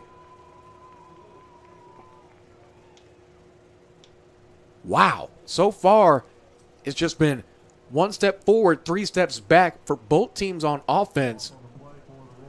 But thankfully, Mercy Culture Prep has been able to get into the end zone, and it looks like it's going to be punt time with 6 seconds on the play clock. Got to get a move on. Back deep for Bishop Gorman is going to be David Phillips. And it looks like they're not going to get it off in time, as there will be a delay of game penalty called against the Royals. As the punter, Ben Utley, was clapping his hands frantically, trying to get the football snapped. That loss of 5 is going to make this punt could be even a tad bit easier. Utley has a lot more room to try to pin the Crusaders back now. 4 minutes, 46 seconds left. Play clock, reading 10. Solid snap. Utley punting things off from the right hash. Curves it. Gets a pretty good roll. If the Royals can get to it, this could be trouble for Gorman, and they do. That ball is going to be down maybe at the 2-yard line. And it is a picture-perfect punt from Utley. As I said earlier, that flag might have made things just a tad bit easier. A lot more room to work. A lot more area to work with for the punter. And he sets up his defense in prime field position to try to shut Gorman down with 4 minutes and 36 seconds left in the first half. This game has pretty much flown by. As Harrison and company trot back onto the field, leading the Gorman offense. Harrison pretty much has been running for his life so far. He's been able to get out of the pocket rather quickly, look at his reads downfield, but has an interception. Ironically, that interception by the Royals, Ben Utley. The same man that pinned the Gorman offense on the 2 where they stand now. Here's the snap. That is Harrison, gets dropped into the end zone for a safety. And this is the second safety in Antler Sports Network history. Had a safety last week in the North American versus Texas College game. And how about that? Back-to-back safeties on back-to-back broadcasts with 4.5 minutes left to go. And as they flip fields and get ready to punt, we'll take a short break and give our sponsors a chance for a message. This is Texas High School football on the Antler Sports Network. A circus is fun, but it's not something that you should have in your backyard. I'm thankful we chose Yosemite for our roof. It looks great. They did an amazing job. But I guess some people like the circus. In a world filled with chaos and the unexpected, you can always count on Yosemite for your roofing needs. Isn't that right, Nancy?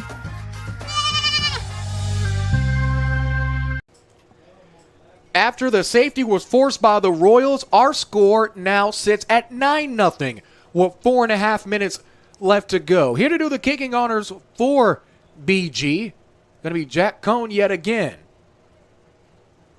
The 2 back deep, the 2 dangerous ones for the Royals, both Emmerich and Marshall. Cohn approaches the ball right at the 20. Booming kick's going to get across midfield at least. Stepping back and hauling it in, it's going to be Cortina. Cortina goes across the numbers. Ball gets wrapped up, and the tackle gets made by Pearson West. Ironically, the punter and kicker at least listed on our roster. Be sure to keep it here with after the remaining 4 minutes and 21 seconds took away for our HTO halftime refresh. We'll hear from Hunter Taylor about his thoughts on this game. We'll get some local scores from him. We'll also continue to count us down before the second half begins of what seems to be a rock-steady game as the ball is going to be placed right at midfield at the 50-yard line. Of course, halftime is brought to you by HTO, home of 27 freshly brewed flavors of teas and drinks to please any palate, located directly across from Tyler Junior College. Not too far from us here, from the campus of Bishop Gorman High. Fun fact, Bishop Gorman and Tyler Legacy founded in the same year back in 1958. As a man goes in motion, it's Marshall. Martinez, jump pass, going to be taken the other way by Emmerich. Emmerich's going to get the first down and more. That gain of around 13 will move the chains. Jump pass was made after a man was put in motion. Martinez, a little Mario hop right at midfield, and Emmerich turns the corner, gets a very solid gain, making it first down and 10 yet again. 4 minutes and counting remaining in the first half of play. The Royals looking to get their first win on the road this year against a district opponent. Marshall takes the shovel pass, jukes, cuts across, sheds one tackle, sheds another, gets the first down, and more. Still up, and he's going to gain 14. Move the chains, and the clock will continue to roll. 3 minutes and 41 seconds remaining as we get another look at that run courtesy of our Circle M Crawfish Instant Replay. Man has been motion pretty much all night long. This time, the recipient of the big play again is Josh Marshall. Make that a gain of 15. Second down and 10. First down and 10. 3.5 minutes now. 10 seconds on the play clock. Both teams already have one delay of game penalty. Last delay of game penalty coming from the Royals on this current drive. Man is in motion yet again. It's going to be a keeper. Martinez cuts to the outside. Multiple flags thrown. One from the referee and one from the back judge. As Martinez gets hit out of bounds. Holding penalty is going to be called against the Royals. And you don't want to have penalties, especially when you're this close to punching it in and making it what could be at least 12 points unanswered. They already got 9. That penalty is just going to make this first down just a tad bit harder with 3:12 left in the first half. First and 20. I'd like to give a quick thank you to all of our Antler Sports Network crew, Danny Wimpy, Nathan Kinney, Matthew Hermans, Hunter Taylor, and our executive producers, Nick Jordan and Justin Jackson. Here's first and 20. Martinez takes the shotgun snap, and a flag is thrown yet again. False start going to be called against the Royals.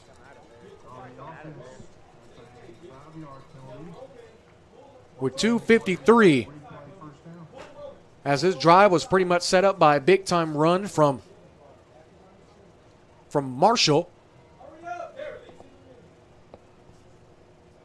Now it's first and 25.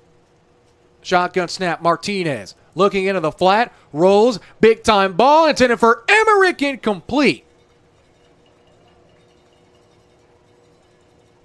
It's going to be second down and 25 now. As Martinez winds up and lets go of a big-time throw intended for Emmerich. In coverage for the crew was Jack Cohn. He was almost step for step with him. It was a nice double move there by Emmerich to get into open field. Just unable to get the ball to him was Martinez. 10 seconds on the play clock yet again. 2:32 remaining. Marshall in motion. It's a shovel pass to him. He set up this big-time drive, looking to extend it. He gets hit, but not before he eventually gets brought down to the 30-yard line, led by a host of Crusaders. It's Cohn initially getting to him and eventually bringing him down for the crew. It's going to be Samuel Kersey. That gain of 10 is going to make it third down and 15 after the Marshall run. Big-time third down. 2 minutes remaining in half number 1. The crew, if they want some time to march down the field, need a stop here. 7 seconds on the play clock. Martinez takes a snap, looking right, fakes. Fade ball on the side, and it's intercepted. The crew are going to go the other way with it and tiptoeing out of bounds after the big-time pick. It's Manuel Lozano. Lozano comes down with it. Martinez, a risky throw into triple coverage.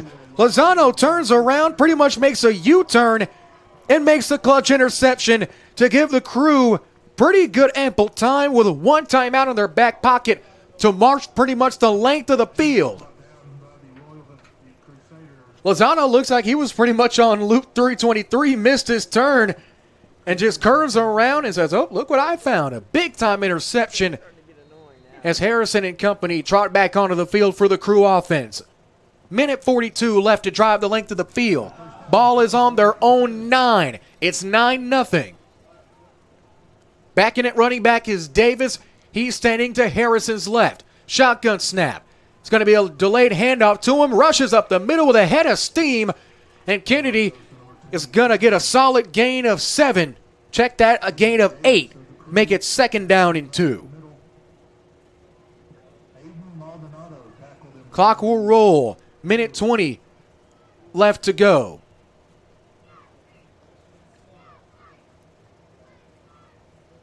Coach Burns and company looking to make it back-to-back wins here at McCollum Field. Well, McCollum Stadium. We've hit 1 minute remaining in the first half. Second and short. Quick throw to the outside to Cone. Cone makes a juke, initially gets hit, still driving forward. Looks like he might have even lost yardage on that one. No, they're going to give him nothing almost. Man, Cone was in plenty of open field. Now he's going to bring up 3rd and 2 with 45 seconds left. Coach Burns and his crew still have 1 timeout left. Maybe 2 more opportunities. Could this be either a nice run to give them a couple of extra yards or maybe even move the chains? Or just take a shot downfield? If it's complete, take a quick timeout and take another shot downfield. Let's find out. 8 seconds on the play clock, 20 on the game. Davis backing at running back again. Harrison looking, gets brought down. Harrison gets rolled down well behind the line of scrimmage. Timeout's going to get called by Mercy Culture, it seems, and we'll take it with him. There's only 12 seconds remaining in this first half of play. 30 seconds. Back after this. This is high school football on the Antler Sports Network.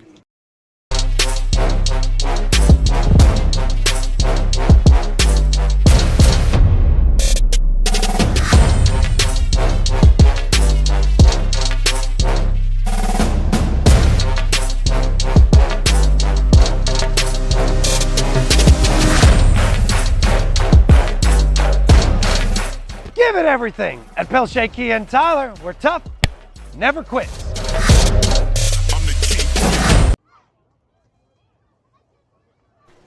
After the Mercy Culture prep timeout, 4th down and 10 to go after Harrison took a big hit behind the line of scrimmage. That's Daniel Burton on that last hit. Ball is right now on the 10-yard line, having to go the entire length of the field, but thankfully the Crusaders have 1 more timeout in hand if they want to try to make something happen. It looks like they're going to punt the football here. The gutsy call, of course, would be to just take a shot downfield and see what you can get before you head into the locker room. But you definitely want to limit a big return here.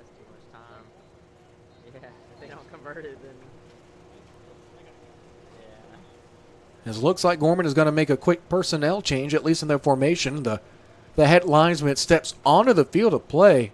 He's going to have a quick discussion with the referee, maybe trying to figure out what their Whataburger orders would be. Of course, we talked to head coach Ed Burns on the pregame. It's now the snap, the punt, high arcing punt, pretty good amount of hang time, takes a bounce, it goes out of bounds, and now the Royals have 6 seconds well within Gorman territory, try to take a shot into the end zone. Finishing that last thought, one thing Coach Burns and I can relate to, other than our connection to the Steers of Texas College and their football program, both of us love that sweet and spicy bacon burger. Not sponsored, but that is a fantastic menu item. 6 seconds left. See what Coach Riley has in his book or his bag of tricks or under his sleeve to try to take a shot downfield before halftime. After this play, we'll take a short break and go to our HCO halftime refresh. Hunter Taylor and I will look at some East Texas scores and break down what we noticed from both of these teams and get you ready for the second half of play. Ball gets moved now to the left hash. It's 1st and 10 from the 32-yard line. In the gun is Martinez. Takes the snap. Looking right. Steps up into the pocket. Gets alligator rolled. He's still up, but no, it eventually gets brought down. And that is how the half will end. It's been an absolute trench battle. After 24 minutes of play, very low scoring affair here in the Rose City. Your score at halftime: Bishop Gorman nothing, Mercy Culture Prep 9. When we come back, we'll begin our H2O halftime refresh. Back in 4 minutes. This is Texas High School Football on the Antler Sports Network. Nathan Lemaster. I'm from Tyler, Texas, and here I have the Pill Puncher. This device, ladies and gentlemen, will help you get into pill packages very easily, sanitarily, and effectively. All you gotta do is take the point, puncture the back, right there. Take the device, put it over the pill, like so, push it down, drops it into the reservoir, and there you go, folks. Why make this harder on yourselves? Save your fingers and get your Pill Puncher today.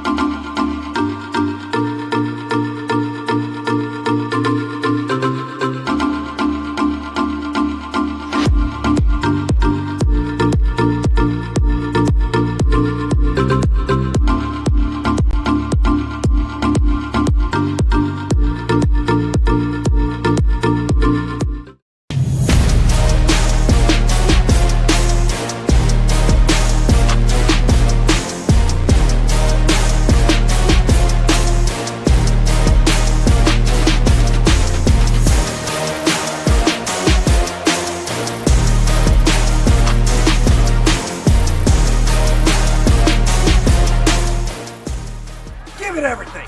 At Pelche Key and Tyler, we're tough, never quits. Brick Street Pharmacy and Medical Supply offers a complete approach to health and healing, providing prescriptions and medical supplies from one team who understands you and your lifestyle needs. Professional friendly service, providing the best care possible. Brick Street Pharmacy and Medical Supply. Brick Street Pharmacy and Medical Supply introduces the U-Step Laser Walker, providing Parkinson patients new freedom. A laser line visually prompts each step, so you walk normally and stay in control, preventing rollaways. Now available at Brick Street Pharmacy and Medical Supply.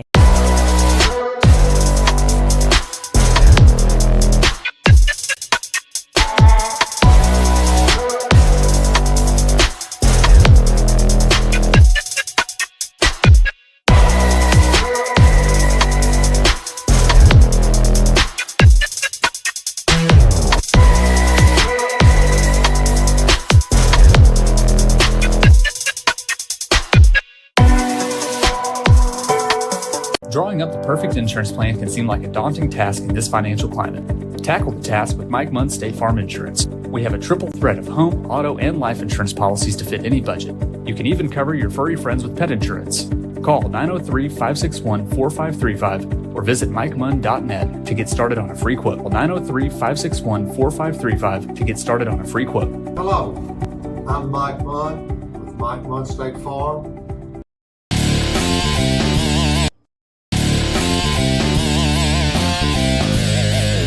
0 points on the board. High snap, it's blocked. Texas College is going to go the other way. Into the end zone. Touchdown Steers. What a way to start things off. 43-yard touchdown. Love to get a time of possession stat for both of these ball clubs. Handoff.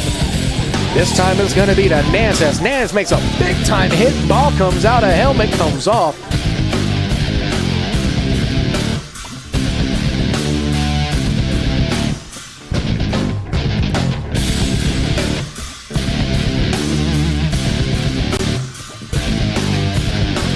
Go to 10 now. Now they're set and another jump. There's a flag. Free play. Oh, Bob with just a 42 remaining in the first quarter of play. Here we go. Lockett has a man down the hashes. It's running a bucket into the end zone. Touchdown, Nacogdoches.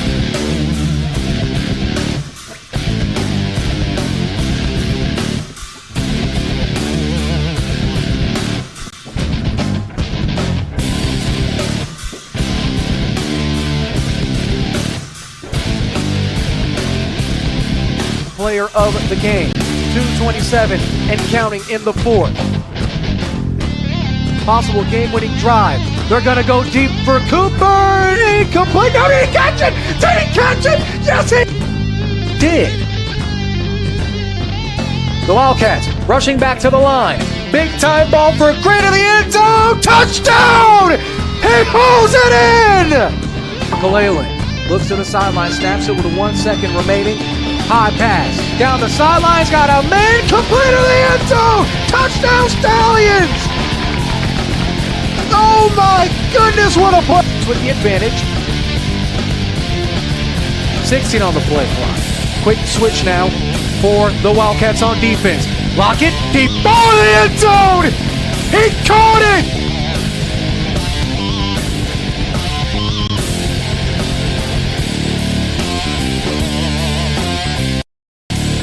It's Nathan Lemaster. I'm from Tyler, Texas, and here I have the Pill Puncher. This device, ladies and gentlemen, will help you get into pill packages very easily, sanitarily, and effectively. All you got to do is take the point, puncture the back, right there. Take the device, put it over the pill, like so. Push it down, drops it into the reservoir, and there you go, folks. Why make this harder on yourselves? Save your fingers and get your Pill Puncher today.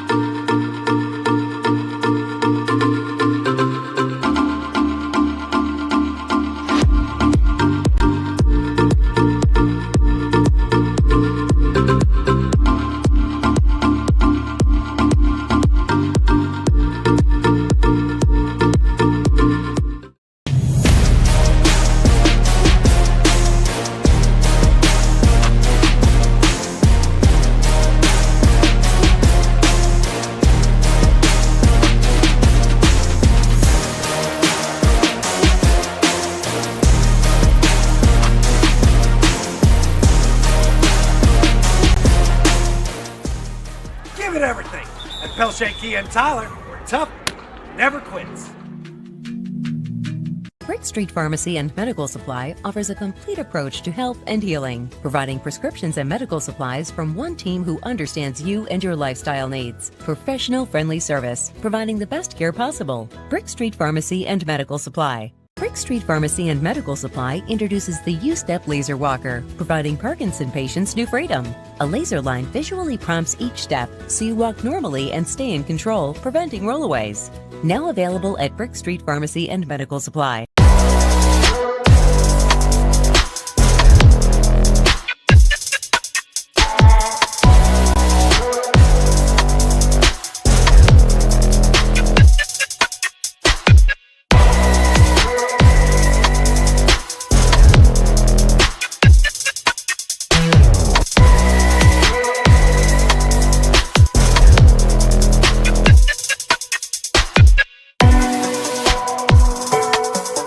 Drawing up the perfect insurance plan can seem like a daunting task in this financial climate. Tackle the task with Mike Munn State Farm Insurance. We have a triple threat of home, auto, and life insurance policies to fit any budget. You can even cover your furry friends with pet insurance.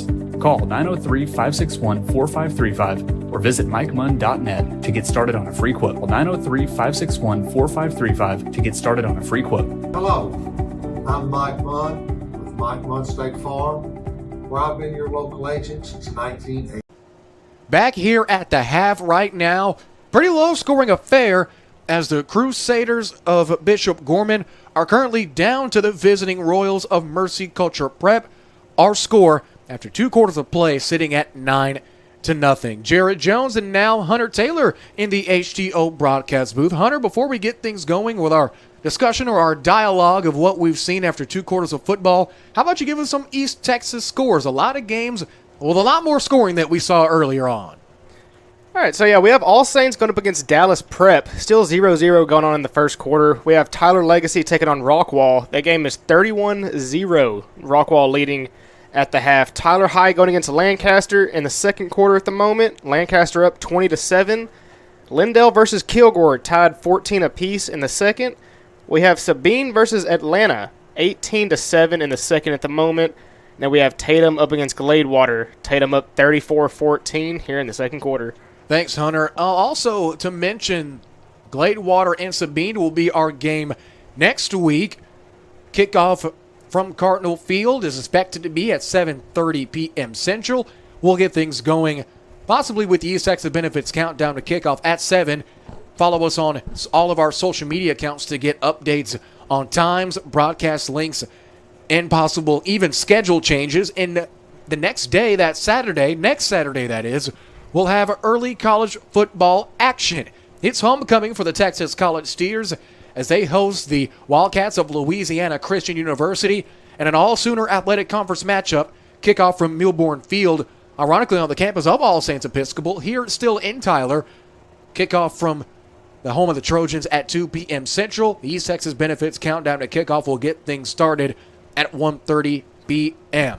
Now, Hunter, right now we got ourselves a good old-fashioned low-scoring affair. A couple of big plays here and there, but Gorman down here at the half. What do you think Coach Ed Burns is telling his Crusaders in that locker room? I think if you're Bishop Gorman, you still have to have a lot of hope. I mean, it's 9-0 at half. Bishop has shown a lot of big play potential. Just have to go in the locker room, dial some things up, and I still think we could have a lot of scoring going on in the second half. Both teams have shown that they are capable. Especially that Mercy Culture Royal team. They're averaging 40 points a game, allowing 29 points a game, but after 2 quarters of football, they haven't allowed a single point. If you're Coach Sean Riley, what are you saying to your team? Are you telling them to keep your foot on the gas, or maybe just trying to be nitpicky and take a look at some of the possible opportunities that your quarterback, that quarterback being Landon Martinez, he's already in his second year. He's seen a pretty strong rush, especially from that Crusader front four. What are you telling your Royal offense and defense in that locker room? Look, at this point, I'm telling him to give Josh Marshall the ball. I mean, every time he has got the ball, something has happened. I mean, we're looking at 5 rushes, averaging about 20 apiece. I mean, just start hitting them with screens, get something going, because your quarterback has little time in the pocket to do anything. Just start getting the run game going. Especially when that run game has resulted in guys like Marshall opening up the passing game for your big receivers, especially Roman Emmerich. So far, Martinez and Harrison both handling the pressure relatively well. Both teams already have a couple of costly plays, specifically both teams having interceptions, both Utley and Bosch having interceptions on the day. Maybe we might see a couple of more. Hunter, thanks for your time. Looking forward to hearing from you the rest of the evening. We'll take another 4-minute timeout. It's 9-0. The Royals are over the Crusaders. This is Texas High School Football on the Antler Sports Network and ASN. It's Nathan Lemaster. I'm from Tyler, Texas, and here I have the Pill Puncher. This device, ladies and gentlemen, will help you get into pill packages very easily, sanitarily, and effectively. All you got to do is take the point, puncture the back, right there. Take the device, put it over the pill, like so, push it down, drops it into the reservoir, and there you go, folks. Why make this harder on yourselves? Save your fingers and get your pill puncher today.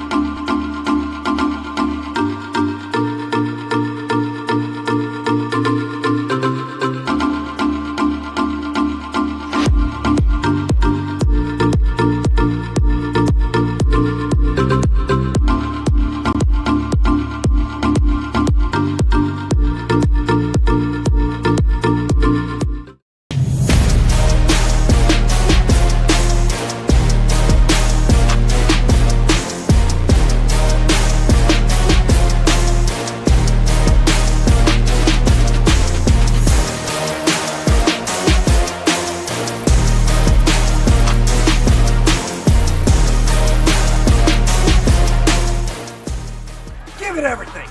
At Pelshake, Kia and Tyler, we're tough, never quits. Brick Street Pharmacy and Medical Supply offers a complete approach to health and healing, providing prescriptions and medical supplies from one team who understands you and your lifestyle needs. Professional friendly service, providing the best care possible. Brick Street Pharmacy and Medical Supply. Brick Street Pharmacy and Medical Supply introduces the U-Step Laser Walker, providing Parkinson patients new freedom. A laser line visually prompts each step so you walk normally and stay in control, preventing rollaways. Now available at Brick Street Pharmacy and Medical Supply.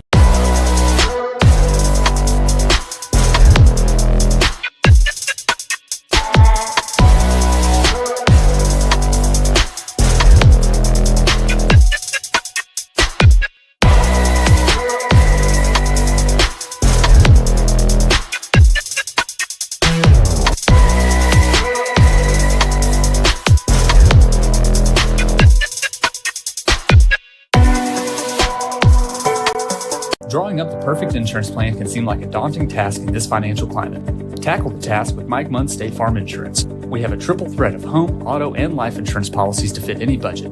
You can even cover your furry friends with pet insurance. Call 903-561-4535 or visit MikeMunn.net to get started on a free quote. 903-561-4535 to get started on a free quote. Hello, I'm Mike Munn with Mike Munn State Farm.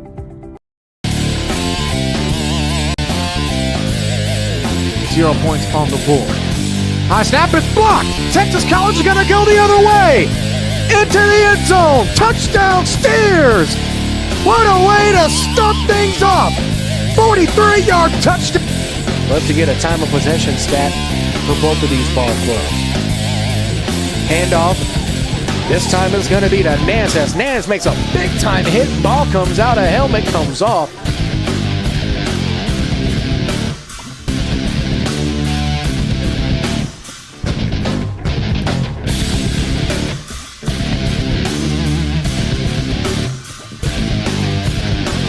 Go to 10 now. Another set and another jump. There's a flag. Free play. Oh, Bob with just a 42 remaining in the first quarter of play. Here we go. Lockett has a man down the hashes. It's running the bucket into the end zone. Touchdown, Nacogdoches.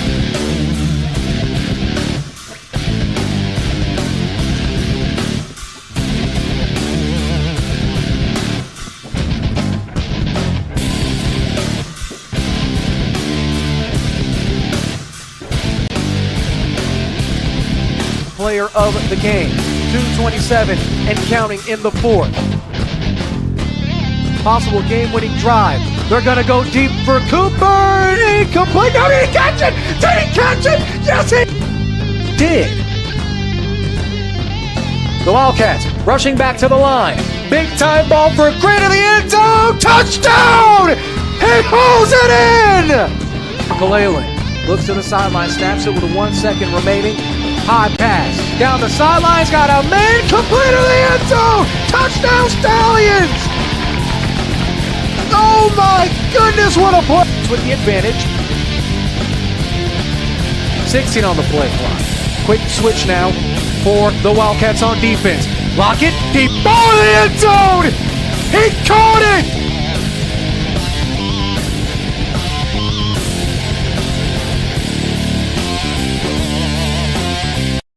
It's Nathan Lemaster. I'm from Tyler, Texas, and here I have the Pill Puncher. This device, ladies and gentlemen, will help you get into pill packages very easily, sanitarily, and effectively. All you gotta do is take the point, puncture the back, right there, take the device, put it over the pill, like so, push it down, drops it into the reservoir, and there you go, folks. Why make this harder on yourselves? Save your fingers and get your Pill Puncher today.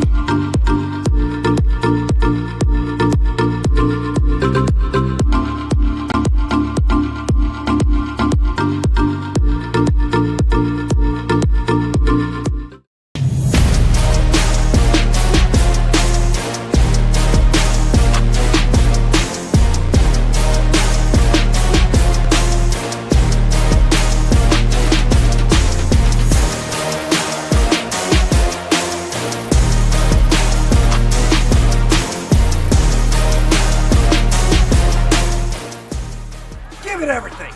At Pelche Kia and Tyler, we're tough, never quits. Brick Street Pharmacy and Medical Supply offers a complete approach to health and healing, providing prescriptions and medical supplies from one team who understands you and your lifestyle needs. Professional friendly service, providing the best care possible. Brick Street Pharmacy and Medical Supply. Brick Street Pharmacy and Medical Supply introduces the U-Step Laser Walker, providing Parkinson patients new freedom. A laser line visually prompts each step so you walk normally and stay in control, preventing rollaways. Now available at Brick Street Pharmacy and Medical Supply.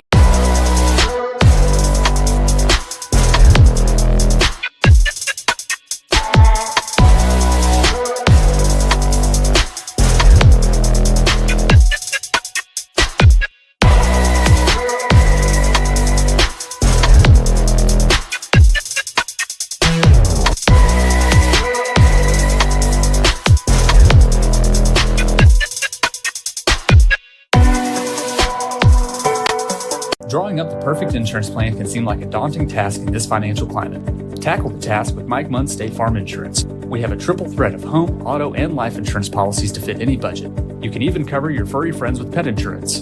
Call 903-561-4535 or visit MikeMunn.net to get started on a free quote. 903-561-4535 to get started on a free quote. Hello, I'm Mike Munn with Mike Munn State Farm.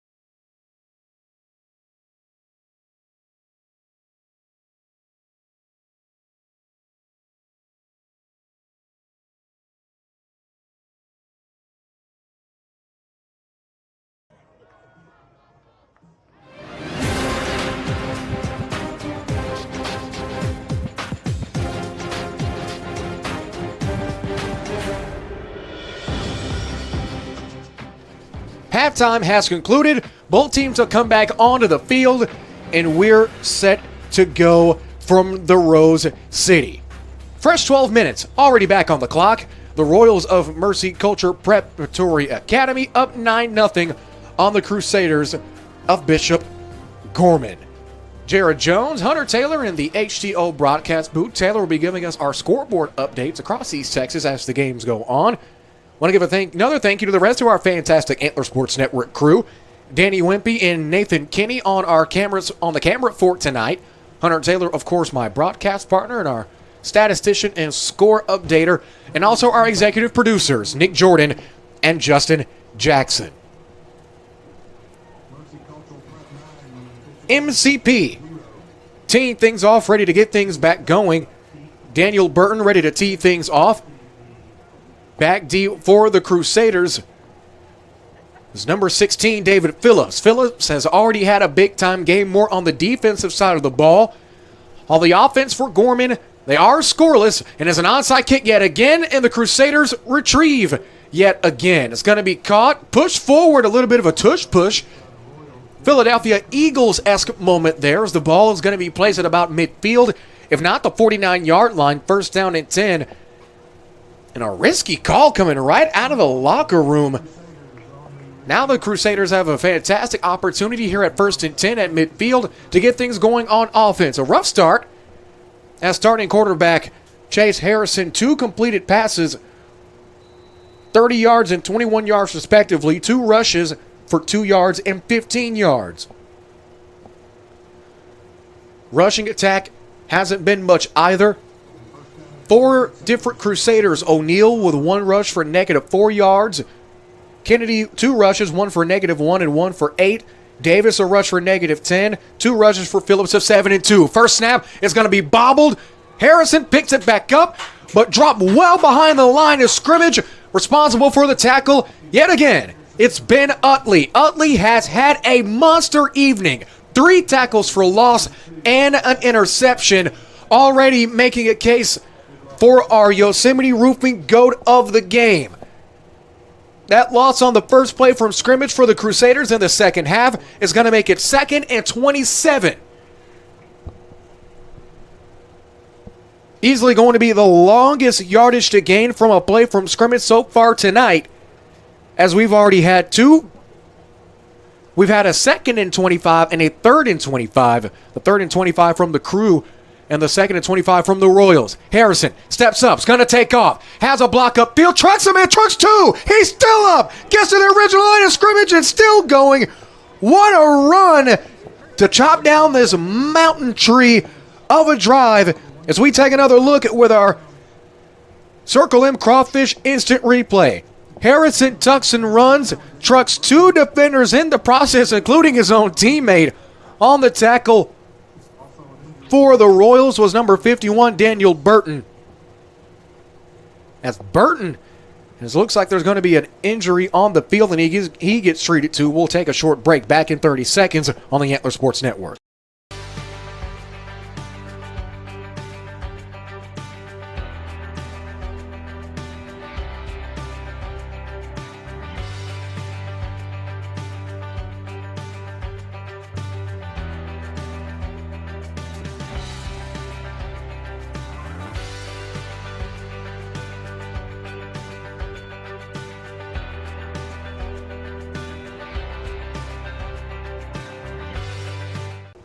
There's an injury on the field, and it seems like the injured Royal is a big-time possible blow as Roman Emmerich is up, but it is walking away under his own power. Jarrett Jones, Hunter Taylor here with you. And Hunter, you talked about this at half off air as we were waiting for both teams to come back onto the field. Bishop Gorman needed to mix things up, maybe throwing a little RPO action, and that's exactly what's happened. And now look at him, moving the change. What was a 2nd and 27 is now 1st and 10 after 1 play. Yeah, I think, like I said, just try to catch this defense off guard. Try to get them whenever they're trying to get the play in, get a quick RPO going, a quick quarterback sneak. I mean, the offensive line has not been able to hold up against a strong pass rush. As that's Harrison, gets hit as he throws. 2 Royals were in the vicinity, could have possibly taken the interception, but they're going to have to settle for 2nd and 10.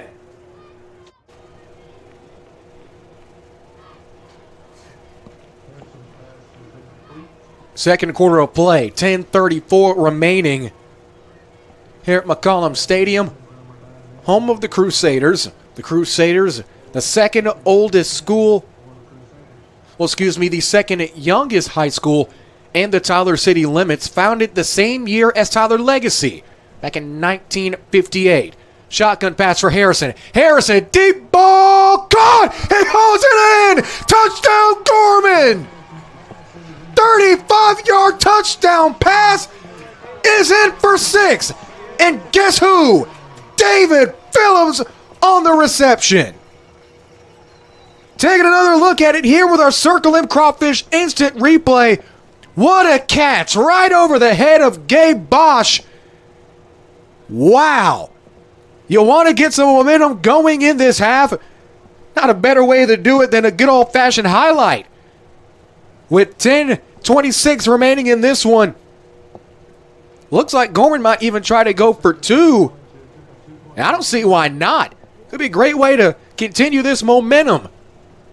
9-6. 2-point conversion opportunity pending. Shotgun. It's going to be a keeper. Harrison. Right down Main Street. Did he punch it through? We're looking for official signal. Line judge says he's in, and he is.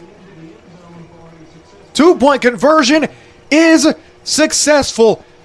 And now the Crusaders bringing this thing back and making it a ball game. As we take a look at the last touchdown catch from Phillips, we're going to go to break. 30 seconds. We got ourselves a ball game. It's 9-8 on the Antler Sports Network.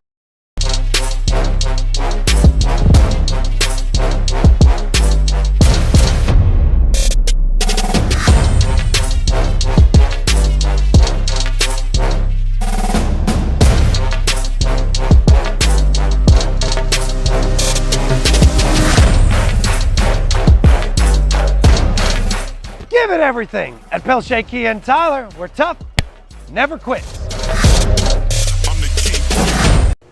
Big time touchdown pass hauled in by Phillips gives us our current score is 9-8 with 10:26 remaining in the third quarter.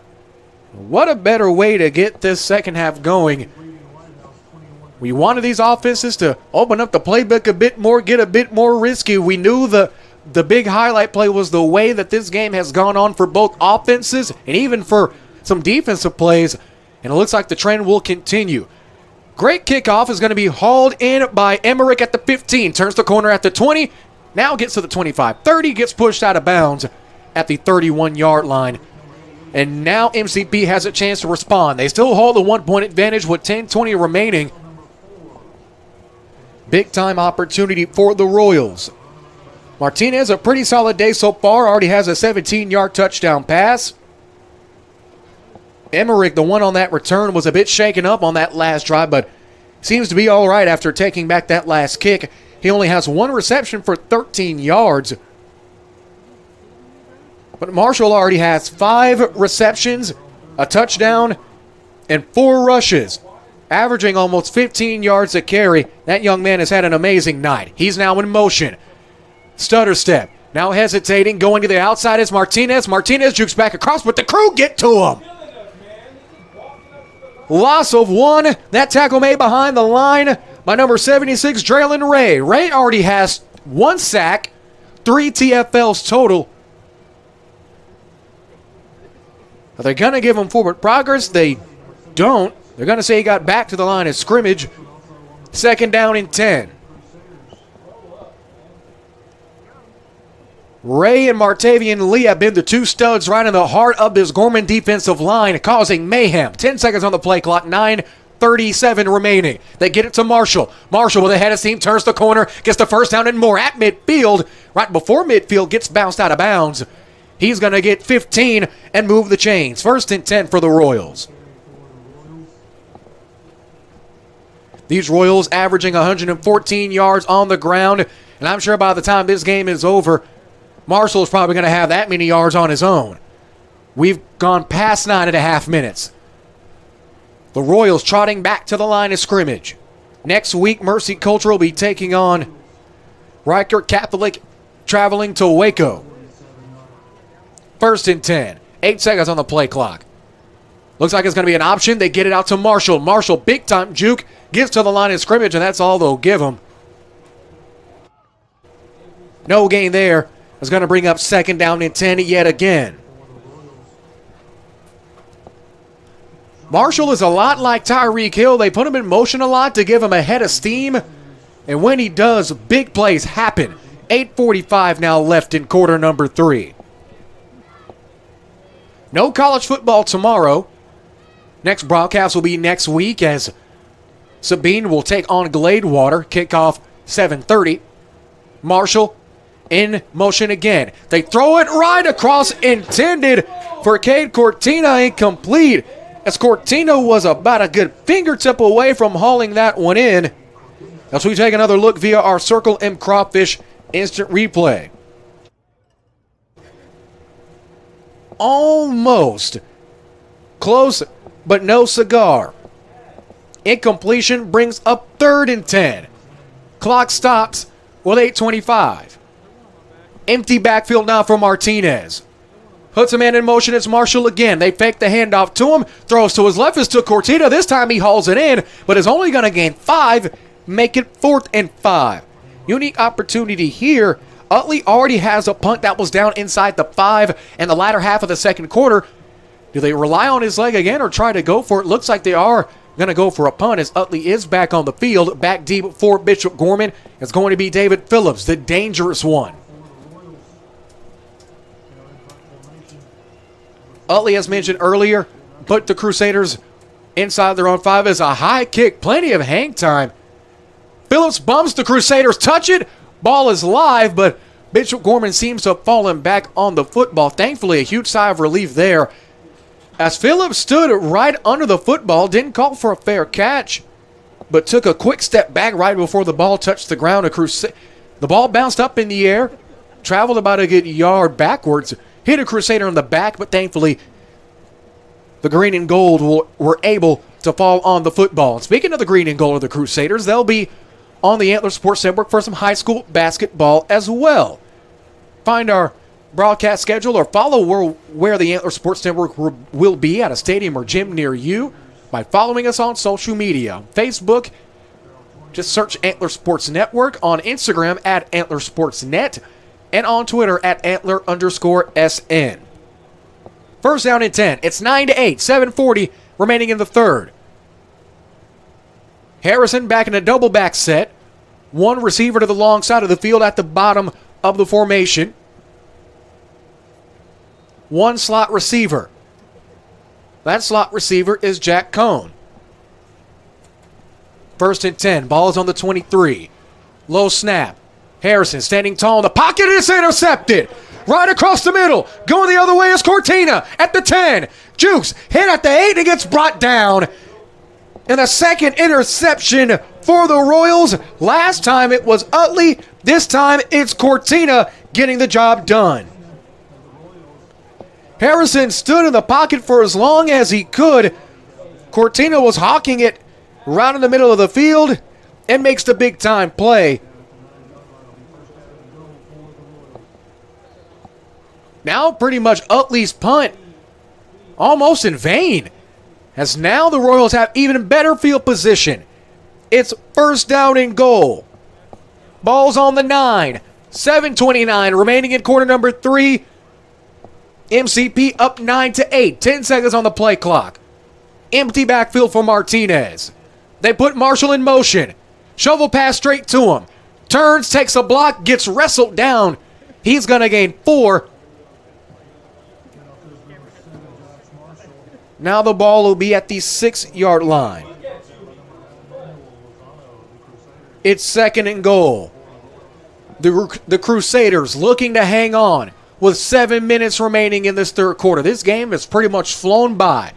Very Cayuga Malakoff Crossroads-esque. Now 7 minutes. Empty backfield again. The formation is pretty much flipped. Same motion man. It's Marshall. This time it's a throw in. A traffic incomplete. Pass was intended for Cortina, the man who had the interception to put the Royals in this spot. That incompletion brings up now 3rd and goal. The Crusaders, one more play from hanging on and possibly forcing the Royals to take 3. 6:40 remaining in the 3rd. Here in the home of the Crew, it's pink out night. Even the cheerleaders in almost seemingly custom pink and white cheerleading uniforms. You hardly see that. A whole different wardrobe for pink out night. But you love to see little details like that. That's what makes high school, specifically Texas high school football, so great, at least to me. Flag is thrown pre-snap. It looks like it's going to be a false start penalty, most likely, and it is. Still going to be 3rd and goal, but a much more difficult 3rd and goal, much to the dismay of the Royal coaching staff.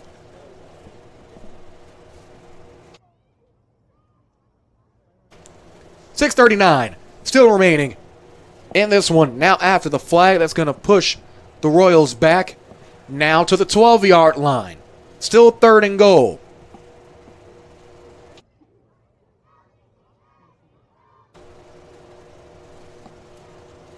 The Royals march back to the line of scrimmage, looking to extend this lead. They're only up 1. A cushion would help. Cortina in motion, looking for him. They get it across the middle. Got a man, but he's immediately hit. Big-time tackle is made by the Crew's Manuel Lozano, and now that brings up 4th and goal. Pass was intended for Cortina, the man who gave the Royals this amazing field position. And now this could be a possible field goal, 30-yard field goal try.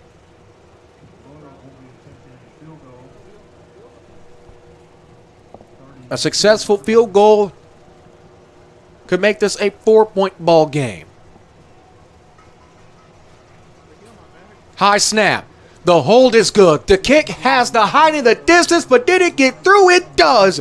Field goal is good.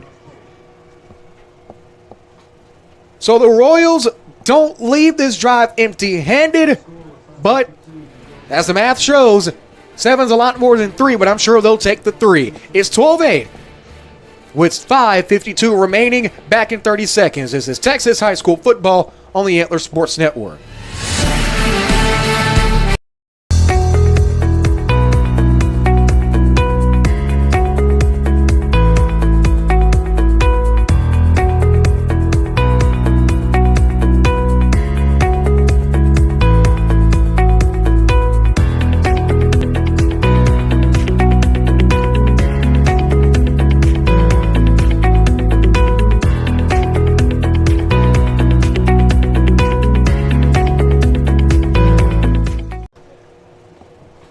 After the Mercy Culture field goal, it's now 12-8 with 5:52 remaining in the 3rd quarter. In a moment after this kickoff ends, we'll go to our own Hunter Taylor yet again for some local East Texas scores.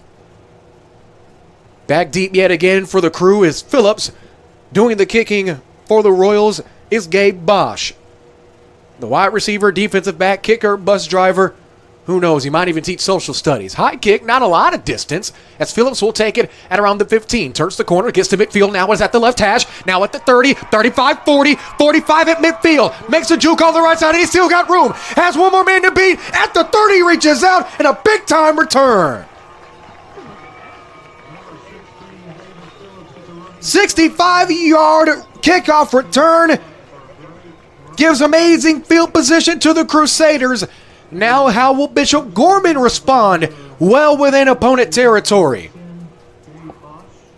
as Phillips has been a man possessed so far this evening. Now officials will mark it 1st and 10 and give him an extra yard. That ball will now be on the 29-yard line. 5:39 remaining in quarter number 3. The huddle disperses, as now Gorman will take over from the left hash. One receiver on the short side of the field, 2 backs, 2 receivers at the top side of your screen with one of the slot. It's going to be an intended quarterback keeper for Harrison. Harrison barrels a man over, barrels another, what a hit, and we got ourselves a flag. What a truck from Harrison. As I said the last time we had a truck like that, I don't even think Pelche Kia sells trucks like that. As it seems like there is an injured Royal, and as he gets treated to, we'll take a timeout. Back after this on the Antler Sports Network. A circus is fun, but it's not something that you should have in your backyard. I'm thankful we chose Yosemite for our roof. It looks great. They did an amazing job. But I guess some people like the circus. In a world filled with chaos and the unexpected, you can always count on Yosemite for your roofing needs. Isn't that right, Nancy?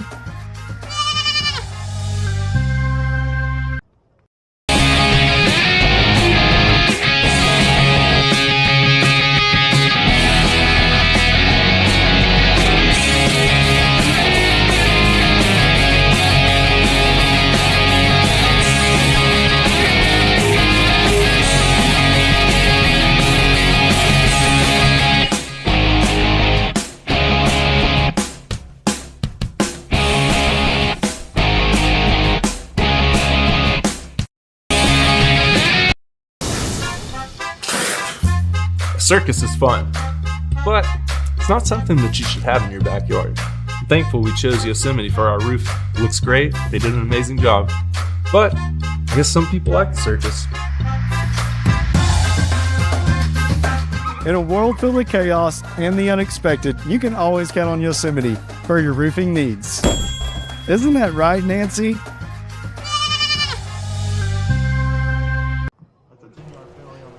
After the penalty, it was determined there was a holding call against the Crusaders. That's going to make it first down and 20, pretty much negating that last keeper from Harrison. The injured Royal was Roman Emmerich yet again. That's the second time he's gone down this evening. Hope the young man is okay. He's had a heck of a game himself. Harrison hit as he throws, is picked off again.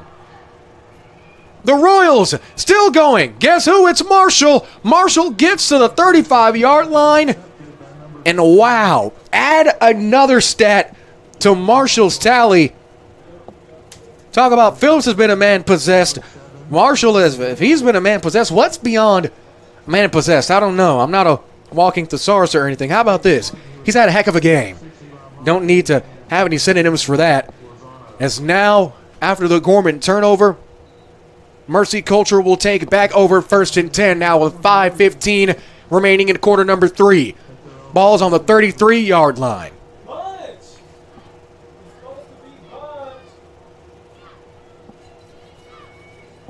Man in motion. It's Cortina. Now moves out as a slot receiver. Empty backfield for Martinez. It's a keeper. Goes to his left. Has some fantastic blocks upfield, but eventually gets rolled down in another flag.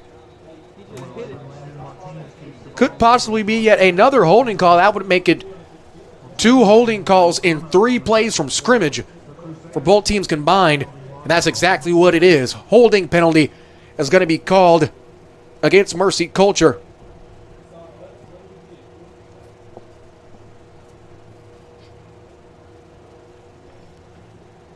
Because that'll push him back a good chunk of yards with 5:06 remaining in quarter number 3.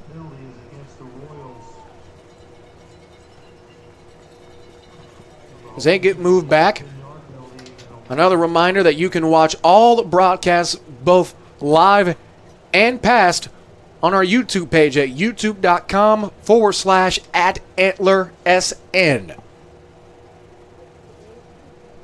In a couple of moments after this game, be sure to go to that same YouTube page to check out the highlights from tonight's contest.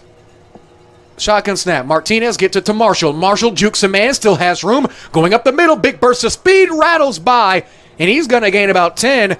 But hold everything. There's a flag yet again, way back, pretty much at the line of scrimmage.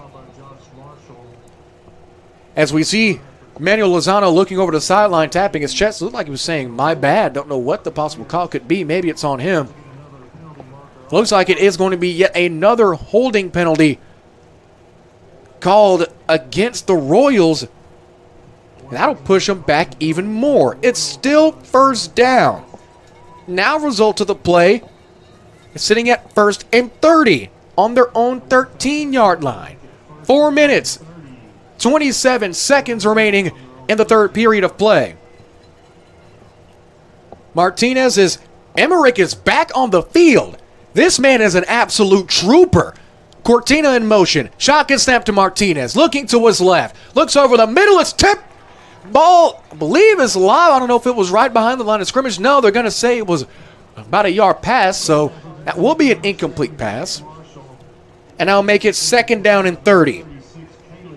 But again, I want to give a huge shout out to the senior Roman Emmerich. He tweaked his ankle earlier, I believe, in the first quarter, took the hit from Harrison like a champ, and now he's back onto the field. I don't know who his doctor or trainer is, but give that guy or gal a raise. I'll have what he's having. 4 minutes, 12 seconds remaining after the incompletion. Man in motion is Marshall. Marshall, head of steam, takes a shovel pass, and it's going to be yet another flag and possibly push Mercy Culture back even more. As we get the flag, looks like it's going to be yet another holding penalty against Mercy Culture. And it is. They were at the 13 with 4:06. Now they're looking, that penalty pulling them half the distance to the goal. We've seen a lot of plays that make you say OMG or maybe even some other things. It's going to take one of those plays for them to march down the field here.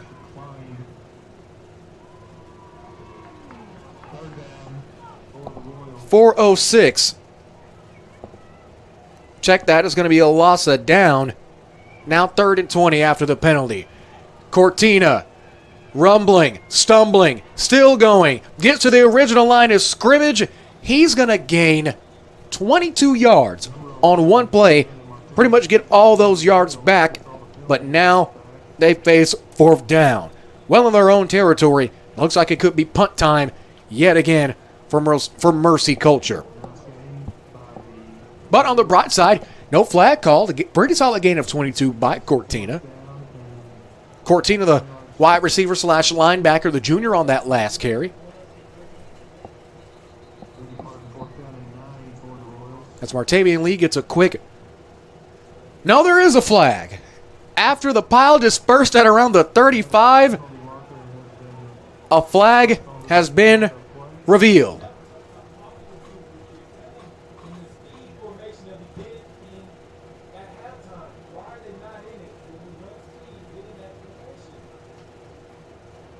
Looks like it was possibly a sideline warning called against the Crusaders, and that will move the chains. Mercy Culture had 3rd down, and I believe 30. 30. 3rd down and 30. One big 22-yard rush from Cortina, and a penalty now makes it 1st and 10.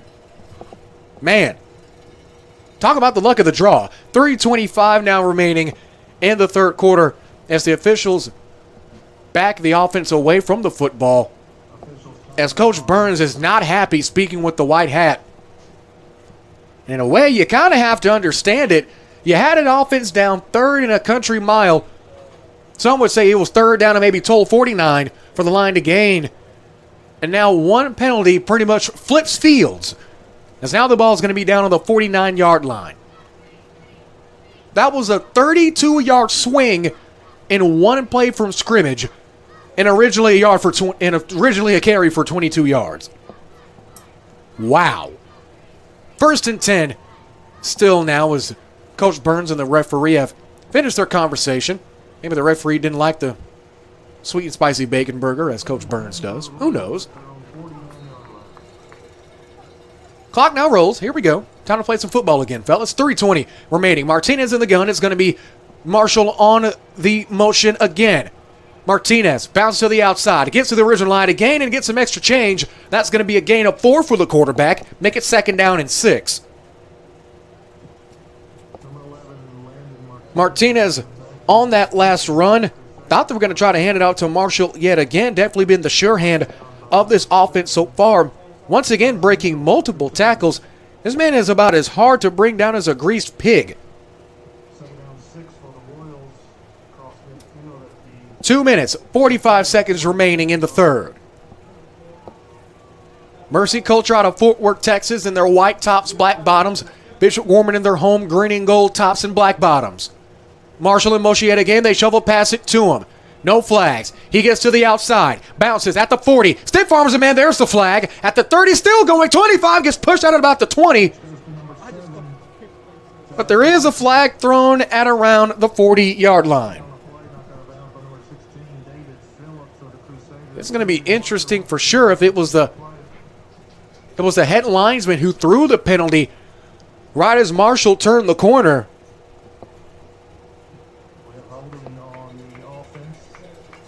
Penalty yet again called against Mercy Culture. Holding penalty called. That'll pretty much take away what was a gain of 17 to now a net loss.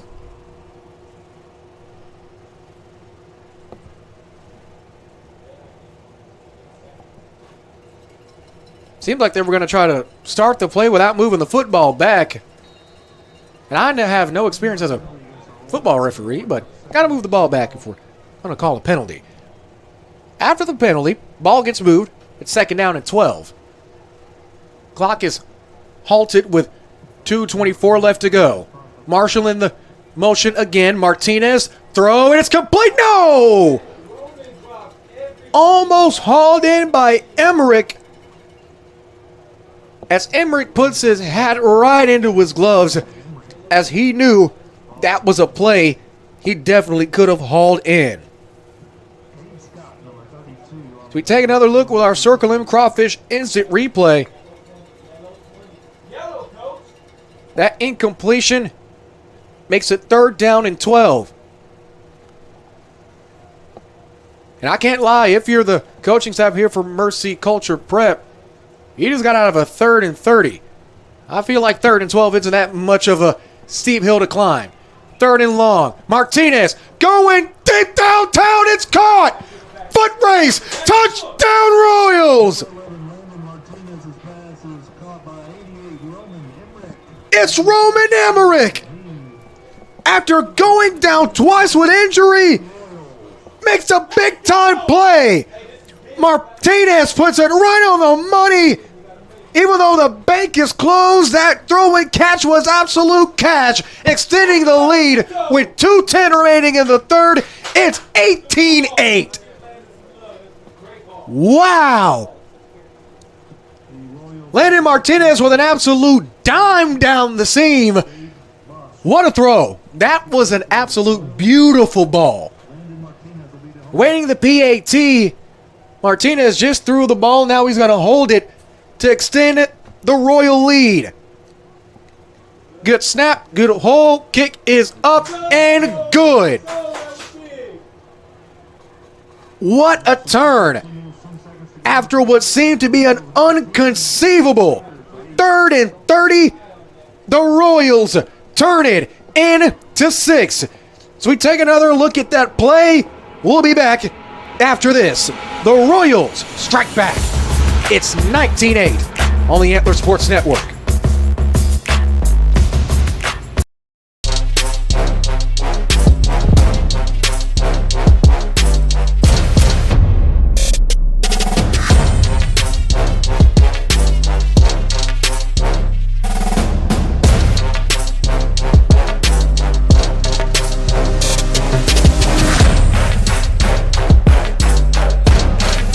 Give it everything. At Pelche Kia and Tyler, we're tough, never quit.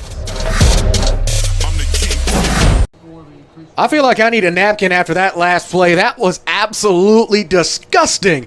With 2:10 remaining after this kickoff, we're going to go back to our own Hunter Taylor and get some local scores once again after this kick. The big-time throw. Wow. Absolutely speechless. Ball is back up and away. Hauled in by the Crusaders. They drop it about the 20, but pick it back up. Turn to the corner, gets a block. Eventually gets taken down at the 30. And while we have a moment and we take a look at this, another instant replay of that touchdown pass. Hunter Taylor, let's get some scores from you. What do you have, buddy? Right now, we still have Rockwall over Tyler Legacy 31-0 at halftime. We have Lancaster up 20-7 over Tyler High School. We have Kilgore going against Lindale. Kilgore up 24-14 going into the 3rd quarter. Atlanta up 24-14 to Sabine going into halftime. And then we have Tatum up 34-21 against Gladewater going into the 3rd. Thanks, Hunter. Greatly appreciate those score updates. 2:02 left after the 53-yard touchdown pitch and catch from Martinez to Emmerich.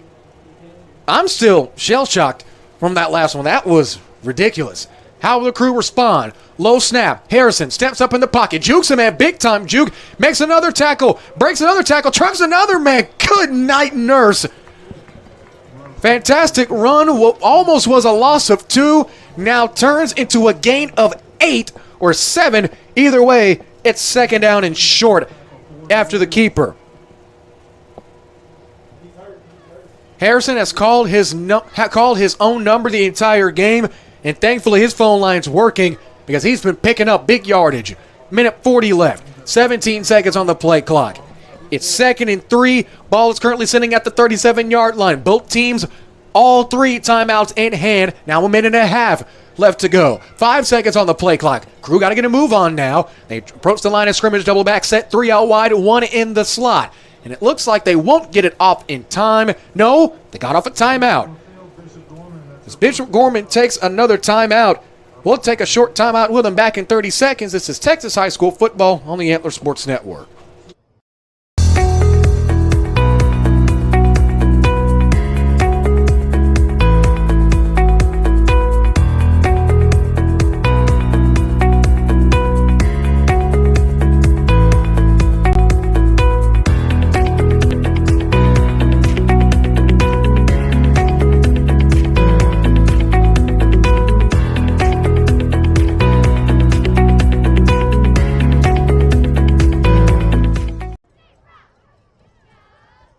Back after the timeout, both teams stepping back onto the field. As that last play from Emmerich, I say, well, not a lot of time. Well, about a quarter and change left in this game. That's a automatic top spot for our play of the game. And just off of that alone, I'm going to have to give Emmerich a good spot, at least a contender, for our Yosemite Roofing GOAT of the game. Had tweaked his ankle in the first quarter. Took a big hit from Harrison earlier in this quarter. And now, a 53-yard touchdown pass to extend the lead. After the timeout, it's 2nd and 3. Man in motion for the Crew. Looking, Harrison doesn't have him. He steps back, still in the pocket, and gets brought down. They're going to bring him down to the original line of scrimmage, making it 3rd and 10. And Harrison, he does a great job of standing tall in the pocket, very Ben Roethlisberger-esque, with a minute remaining in the third. But in moments like that, that could be to his detriment, spending too long in the pocket. So instead of losing 5, check that, he's going to lose 6. It's 3rd and 11. 45 seconds left to go. This could possibly be the last play of the fourth quarter. Of the third quarter going into the fourth quarter. Let's not count our eggs before they hatch here. 5 seconds on the play clock. Man in motion again. Harrison looking. Throw. High-arcing pass into the night sky. Caught. Is holding at the 45. Amazing catch again by Phillips. 25-yard pass hauled in by Phillips yet again. And that'll move the chains. 23 seconds left. Just moments away from the clock rolling again, and the Crew will have one more shot before the end of the period. It has been big catch after big catch after big catch. If only I can have big catches like this at the lake. I surely wouldn't be complaining. 8 seconds left. 10 seconds on the play clock. The Crew rushing the line of scrimmage. Both clocks separated by 6 seconds. They get it off in time. Last play of the quarter. They get it to Cone on the outside. Cone jukes him in, and he's got space at the 30. 25, 20, jukes another man, but eventually gets alligator rolled. And that'll end the third quarter.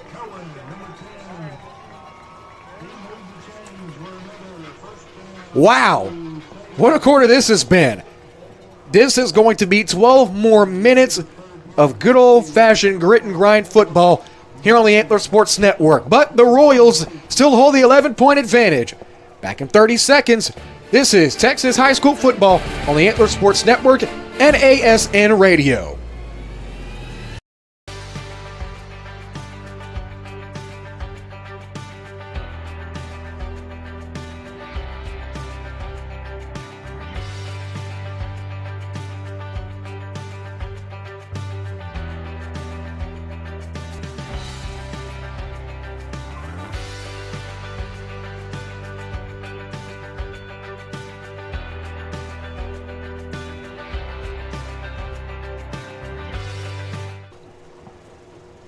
12 more minutes remaining in this one. And the Royals on the road looking to get win number 3 on the year and their first district win on the road here in the Rose City. Cowbells aplenty here at the home of the Bishop Gorman Crusaders. Jared Jones, Hunter Taylor here with you in the HTO broadcast booth. It's been highlights aplenty in this game, and we still have another 12 minutes of football left to be played. Be sure to check us our YouTube page. Check out our YouTube page and our Facebook page. A couple of minutes after the game as the highlight tape will be published on both of those platforms. Get to relive some of the best moments of tonight's action. Harrison has a man in motion. They get it to the outside to Phillips. Phillips makes a man miss, gets another big time block, gets a foot race, 10-5 goal line, touchdown Gorman! They get it to the end zone. They're not done yet. We check out the replay, brought to you by Circle M Crawfish. Phillips made a one-man miss, got a fantastic block to the outside to O'Neal. And it looks like we have a couple of guys running onto the field. Don't know if they're supposed to be on the field or not, as now they run back to the opposite side of the field. Even the head official is looking at Coach Burns wondering what in the world is going on. Even the coaches in the booth next to us from Mercy Culture looking at us like they don't know what's going on. What was that? Either way, 2-point conversion attempt. Phillips run the same play again. Jukes to his left, dives out. Did he get it? Waiting for the official word. The ball might have came loose. Still waiting. They're in a pile. Referee says short. An offensive lineman for Gorman is coming out. Brian Johnson says they're in. Couple of Royals come out of the pile. The line judge has the football. And it looks like it was an unsuccessful conversion. No, they rule it in. 2-point conversion successful. What a big-time swing for the Crew. In what seemed like a matter of moments, we got ourselves a ball game yet again. After the Phillips touchdown run, the Crew are back in this thing. 30-second timeout. Then we'll be back. It's a one-possession game, 19-16. Back after this on the Antler Sports Network.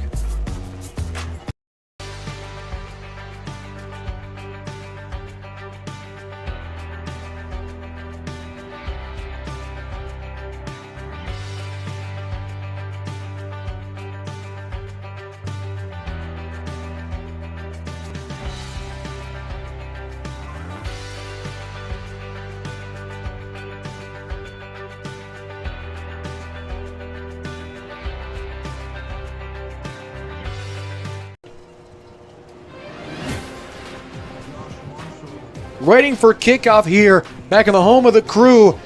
After the Phillips run, Jared Jones, Hunter Taylor, we are in front of a game that has become a shootout. Mercy Culture taking the opening kickoff. Getting to the outside, still breaking tackles, still fighting is Cortina. Cortina gets across midfield. Amazing field position. And now it's first down and 10 on the Crusader side of midfield after the Cortina return. Here we go. Both teams, after pretty much the last half of the third, it's like they got a jolt of caffeine from the Starbucks up the street. It can't move slow enough on offense now. 11:38 remaining in quarter number 4. First and 10 for the Royals. Ball is right at midfield.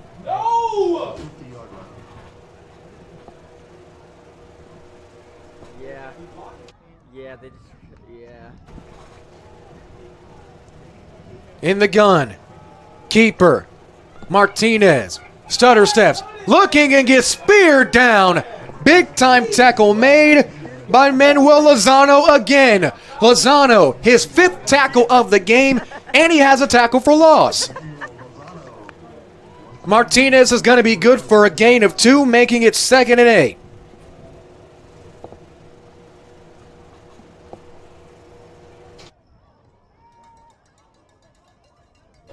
"11 minutes even, remaining in the 4th. The Royals going back to the line. They'll go to work from the left hash. Martinez back in the gun, has one back.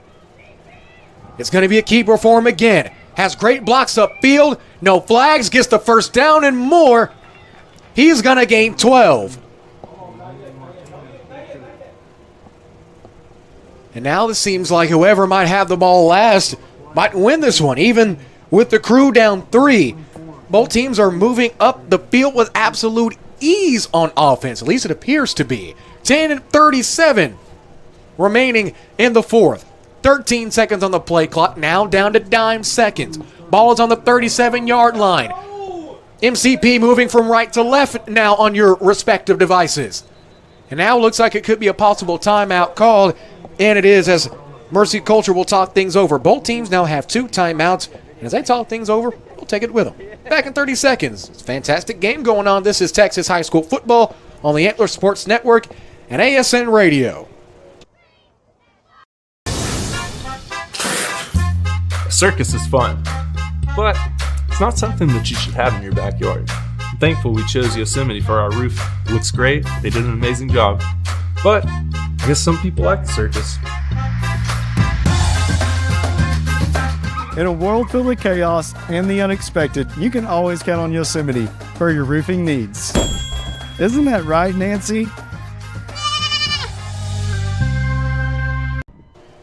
Stay with us during our brief post-game discussion as myself and Hunter Taylor will choose our Yosemite Roofing GOAT of the game.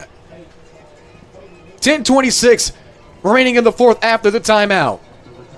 Martinez and company, after getting a quick word of wisdom from Coach Sean Riley, looking to go 3-3 on the year and get their first win in district and their first win on the road this year. It's going to be a keeper to Martinez. He goes up to his right. No flags thrown. He has one more defender to beat, and he'll have space. Cuts to the inside instead of staying out, but he does get the first down, that gain of 11, and that will move the chains yet again. It's been the Martinez run show. I feel sorry for the soles of his cleats as they've been getting an absolute working. Hopefully his cleats get paid hourly. 10:07 remaining in quarter number 4. Looks like they're just going to try to run out as much of this clock as physically possible. If the field is getting shorter and shorter, you don't want to give this Gorman offense, who has shown that in this 4th quarter they have new life on offense. 5 seconds on the play clock. 4. High snap to Martinez, and there's a flag. False start penalty is going to be called against the Royals, and it's been a minute since they've had a flag. They played some pretty good disciplined football in the last part of the 3rd and so far in the 4th.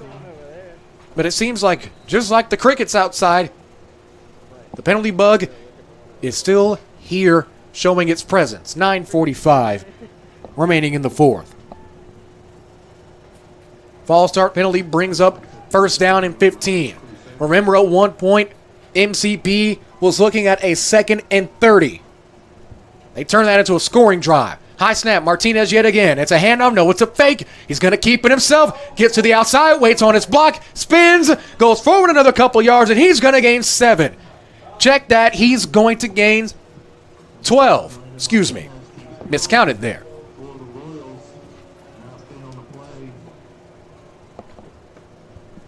That gain is going to bring up 2nd and 5. Excuse me, that's a gain of 10. Just did my own math there. As you can see, not a math major. Not a math major for a reason, but I digress. 8:50 and counting. Clock is still rolling. This drive has already hit the 3-minute mark, at least in terms of TOP.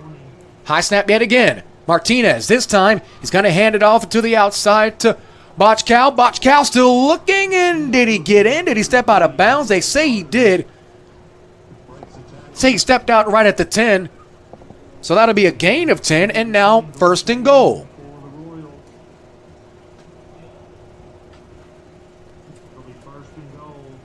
He went out of bounds right on schedule with 8:38 remaining in the fourth.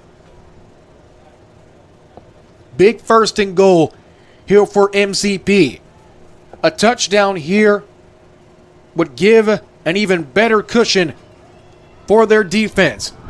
Martinez, the keeper, stutter steps, barrels his way through. Did he get in? Yes, he did. Touchdown, Royals. Martinez, an 8-yard touchdown run, increases the lead for Mercy Culture.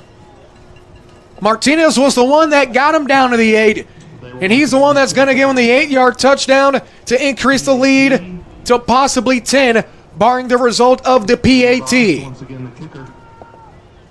Dude, that name is like... Looking to put things away is Gabe Bosch yet again. After the first missed PAT, which was negated by an offside penalty, he's been perfect, and the streak will continue. PAT's up and good. After the 8-yard Martinez touchdown run, the MCP lead continues to grow.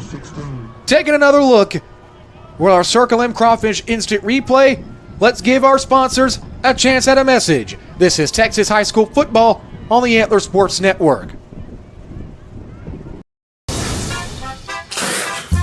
A circus is fun, but it's not something that you should have in your backyard. I'm thankful we chose Yosemite for our roof. It looks great. They did an amazing job. But I guess some people like the circus. In a world filled with chaos and the unexpected, you can always count on Yosemite for your roofing needs. Isn't that right, Nancy?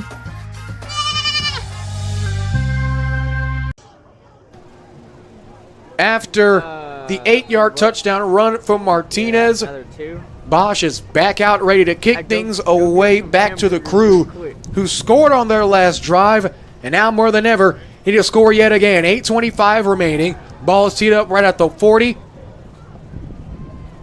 2 men back deep for the crew. It's Phillips and Cohn respectively.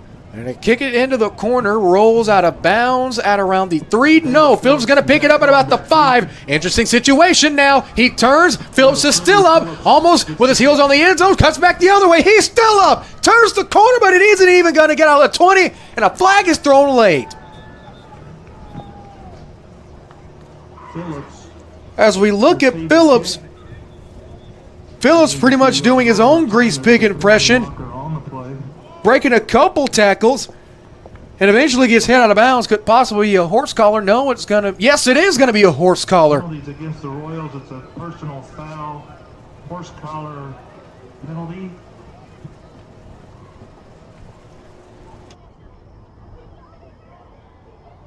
That'll be 15 yards added on to the end of the. It is going to be a horse collar penalty called against Mercy Culture. And man, that was definitely a brutal tackle. And while the ball gets moved up, let's go back to our own Hunter Taylor. Hunter, you got some score updates for us? There's been a lot of good games across the region tonight. Yeah, it looks like right now we have a up-and-coming game. Atlanta up 24-21 against Sabine, who just scored to make that game a little bit closer. Kilgore still holding the lead, 28-14 over Lindale. And then Lancaster keeping it 27-7 in the fourth. Coach Rashana Woods and those Tyler High Lions having a pretty darn good season, at least in comparison to the last few years, going against a tough Lancaster Tiger team. Thanks, Hunter. Going to go back to you not too far from now. 8:14 after the horse collar penalty. It's 1st and 10 from the 33-yard line. Man in motion. Harrison looking. Has a man, but it's incomplete. Ball intended for Lozano, but he falls right outside of his awaiting arms as Lozano had nothing but green, luscious grass in front of him. With 8:09 left, the incompletion brings up 2nd and 10. This is a very important drive for the Crusaders. Even a field goal in this case would be beneficial, as this could possibly set up maybe a game-winning drive. Or if you're Mercy Culture Prep, you want to get a stop, because this could possibly be the final nail in the coffin for the Crew. 3 seconds on the play clock. Harrison takes the snap. It's a keeper. Right up the middle, right down Main Street into the mayor's office. He's still going. Gets the first down and looking for more. A helmet comes off. And that's going to be a gain of 14 and a late flag is thrown. Sheds a few tackles. Taking a look at the replay there, Harrison initially got hit at the 40. Took a couple of Royals with him. Got a push. The helmet of Aiden Anderson comes off, but eventually ends up making the tackle. And he'll have to sit out a play no matter what, and it possibly could be a flag against him as the flag was thrown right as Anderson made the tackle. Checking in for him is going to be Parker Trenda, the offensive lineman, defensive lineman, the junior, getting some extra run. 7:58 remaining in this one. Looks like the flag is going to be waved off. No flag. Can't say I'm too upset with that. The penalty is picked up. No penalty on the play. Not too many times I've seen where a flag getting waved off, especially this close and intensive a game, has made a lot of people upset. Keep the game going. Mighty good game. Mercy Culture with a 10-point lead, but Gorman with 2 timeouts, 8 minutes, and plenty of weapons to work with could bring this game back. Man in motion. Harrison ducking and dodging. Pirouettes and eventually gets brought down. He gets nailed at around the 40. And that's going to be a loss of 6. 51 Daniel Burton with a little help from 22 Ben Utley. Check that. They're going to call it a loss of 7. Harrison pretty much got alligator rolled down to the ground. And now that's going to make it a pretty rough second and long with 7 minutes and 20 seconds remaining in the fourth. Both teams have 2 timeouts remaining. 10 seconds on the play clock. Gorman disperses the huddle, gets back to the line of scrimmage. MCP looking to rush 4, possibly even 5. They do rush 4. Harrison almost intercepted. Pass was intended for David Phillips. Phillips has been reliable all evening long. That's one of the first times we've seen him come up short in any capacity with 7 minutes remaining. Big time third down. This could possibly be the ball game here. 10-point lead, 2 timeouts, 7 minutes remaining. It's not a lot of time to lollygag, to say the least. Ball's on the 41.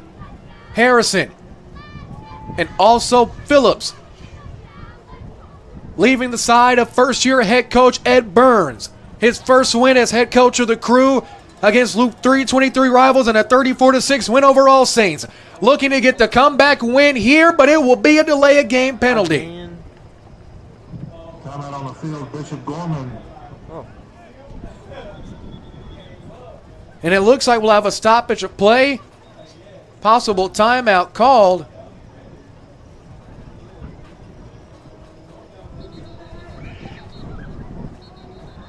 Looks like no. Thought there was a timeout called at first, but Mercy Culture got a quick little swig of water. Can't blame them. They've had a lot of running to do, especially on this grass. Against the Crusaders. But one of the very few grass fields 5-yard penalty. left in East Texas. The same Gorman team played on a grass field earlier this year back in week 1 against Union Grove. Home of the Lions, they play on grass. Also White Oak playing on grass as well. Pitch and catch to the outside to Cone. Cone gets to the original line of scrimmage and is only going to gain 2. It's going to be 4th down and 20. Seem familiar? We had a 3rd and 30 earlier, so if they even get 40 or 50 yards, I don't think I'll be too surprised. Who am I kidding? I probably will be. 6.5 minutes remaining. We've had a lot of big plays, so who knows? It's a 50-50 on my reaction. 20 seconds on the play clock. Game clock still rolling. 6 minutes, 25 seconds. Lone receiver on the far side is Eli Mafood. Harrison takes the shotgun snap. Looking across the middle, it's incomplete. Pass intended for Phillips. It gets batted down by Judah Gruel. As the Crew turn it over on downs, with 6:12 remaining, still down 10. With the way that MCP has been running the football, you don't have to be John Madden or Vince Lombardi to know what that playbook is going to entail for the rest of this ball game.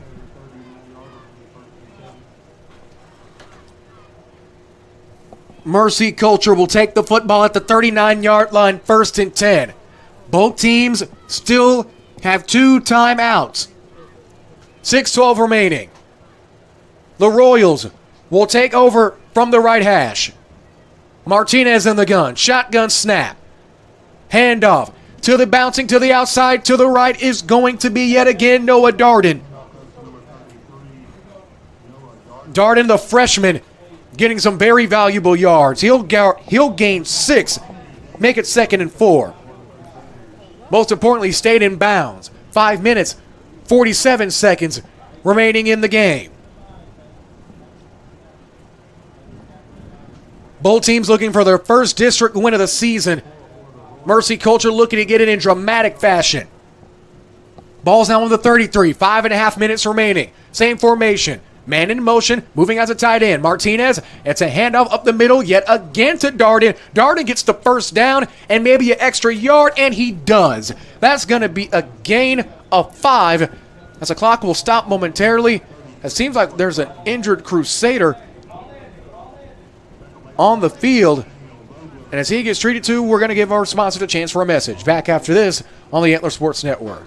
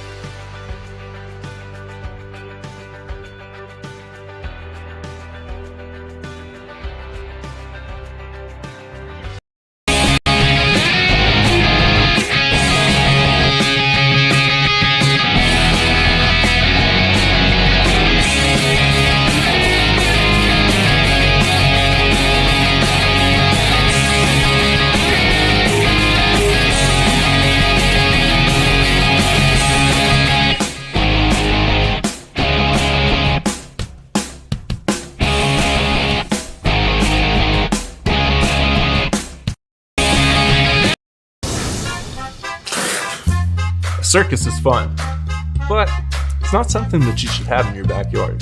I'm thankful we chose Yosemite for our roof. It looks great, they did an amazing job, but I guess some people like the circus. In a world filled with chaos and the unexpected, you can always count on Yosemite for your roofing needs. Isn't that right, Nancy?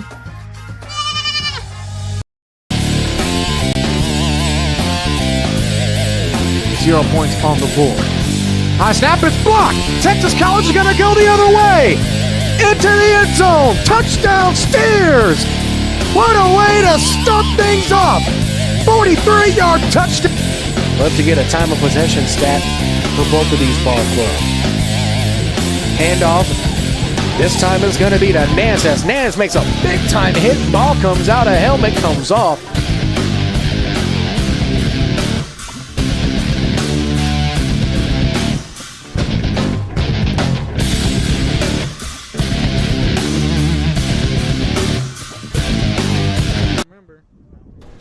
Back after the injured Crusader is treated to, it's 1st down and 10. 18 seconds on the play clock.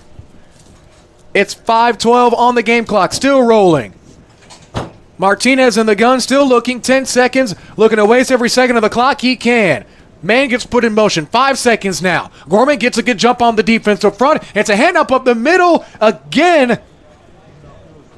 And it seems like the run game is nothing short of perfect. Solid gain of about 6. Result of the play brings up 2nd down and around 4, barring the official spot.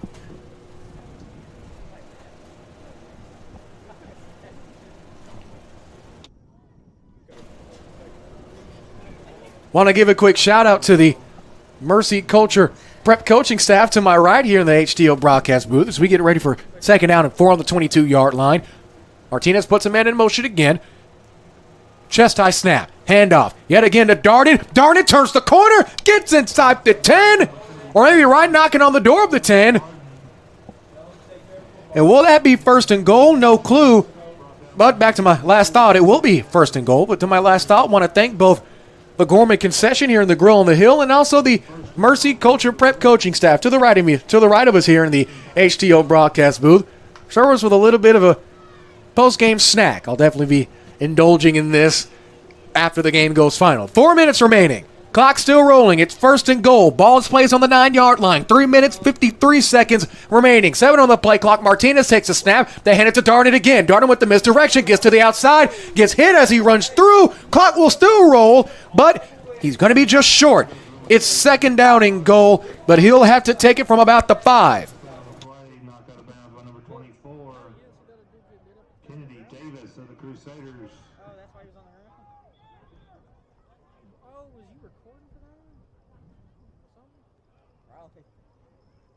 It seems like there's a injury on the side of the field, and as he gets treated to, we'll take a brief timeout. Back after this on the Antler Sports Network.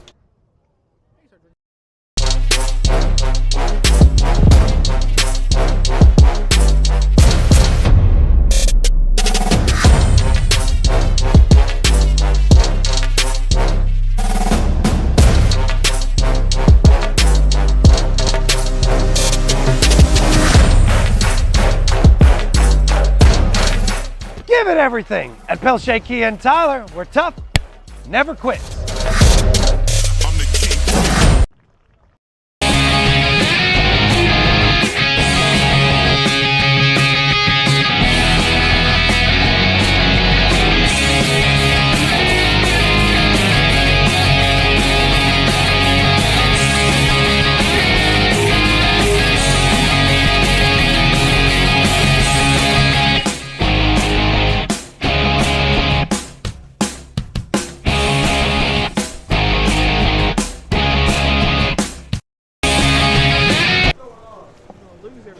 It's second and goal.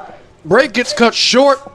The handoff is given to Darden, and he might gain a yard. That's exactly what they'll give him. It's now third and goal. 3 minutes remaining in this ball game.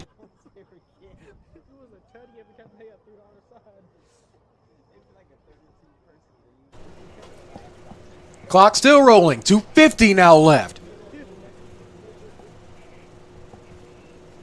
Trying to see where they marked the football. They gave him no gain on that last run from Darden. It's third and goal from the 6. Keeper, Martinez. Gorman has a hand on the football, but can they rip it out? No. Martinez looked like he gained 1, and it's going to be fourth and goal from the 5. And it's fair to say that a field goal will officially put this thing to bed.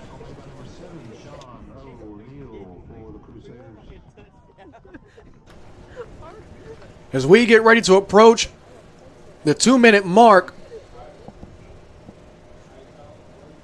the sand is slowly starting to fall out of the hourglass as Mercy Culture Prep is a mere less than 2 minutes away from moving back to 500 and getting their first district win and their first road win of the season, as they will take the delay of game penalty. No, they called timeout right before the clock hit 0.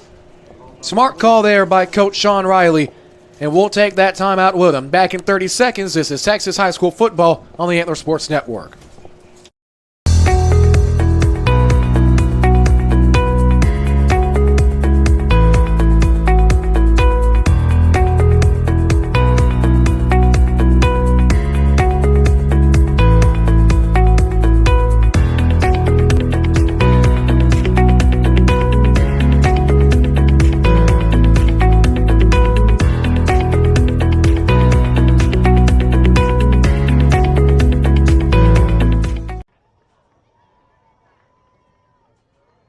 It was this last kickoff from Phillips. As we take another look again, that pretty much set up Mercy Culture with this amazing field position. And now facing a fourth and goal The Royals are a minute 50 and counting away from moving to 3-3 on the year and getting their first win both in district play and on the road.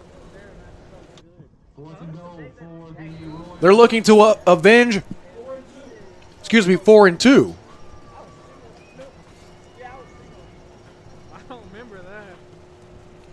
Here's the 4th and 4 snap.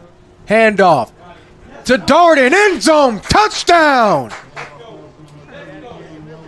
Dagger by the Royals and expands the lead.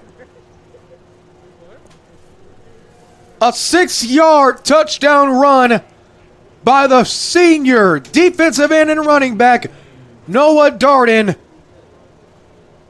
to put the finishing touches on this contest. As we await the PAT, Gabe Bosch, the Swiss Army knife, the receiver, DB, kicker, bus driver. The kick is up through the air and good. He's been perfect on the night, and no more perfect way to end the trip to the Rose City. So we take another look at the 6-yard touchdown run. Let's give our sponsors a chance at a message on the Antler Sports Network.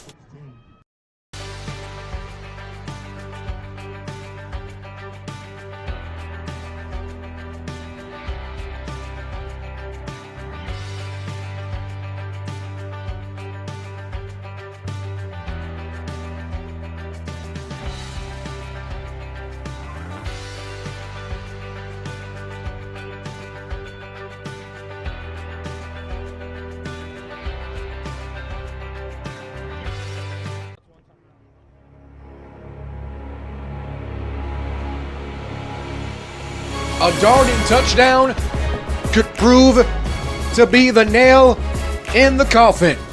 With a minute 46 remaining here in Crew Country,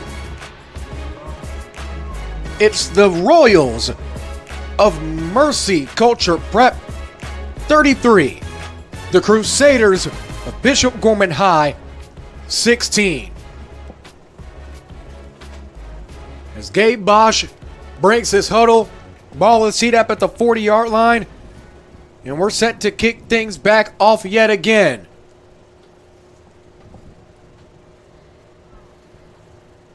Not a long kick, almost a pooch kick. The Crusaders surround it and eventually down it at around the 25-yard line. Looks like Cade Scott, the senior, was trying to get around the football first, but didn't want to crash into any of his teammates. And now, the Crusaders with a minute 44, looking to muster any more points they can. They have Phillips, the big play threat. He was targeted twice on the last drive. Both passes ended up falling incomplete. 10 seconds on the play clock. A minute 44 remaining for the Crew to mount a miraculous comeback. Cone in motion. Looking downfield, and it's almost picked off. Ball was intended yet again for Cone, and it looks like the Cade Cortina was able to get a hand on it just in time.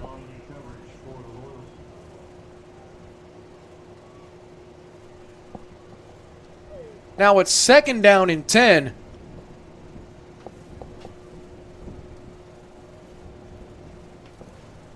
After the incompletion, 1:39 is left in this one. Throw, quick to the outside, intended for Lozano, incomplete.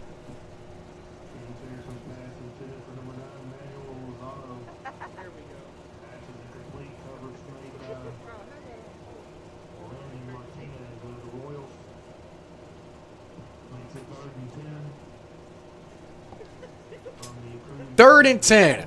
A minute 34 remaining in the game after the incompletion.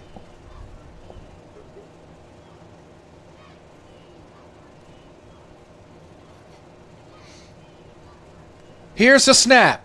Winding up for Phillips, incomplete. In coverage, stripe for stripe was Cortina. And now that brings up 4th down. With a minute 28.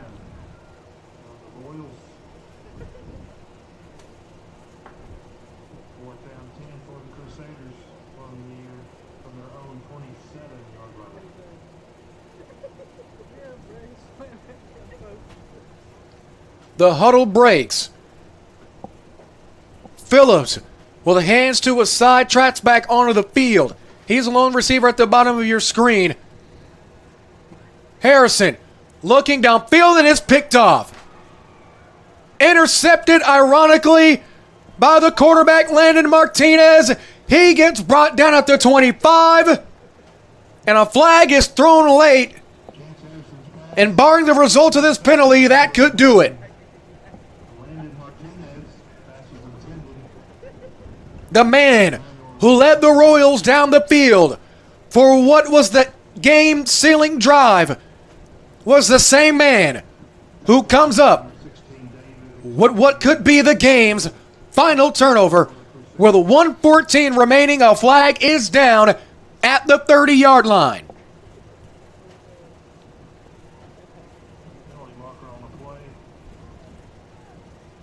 Unsportsmanlike conduct. Penalty called.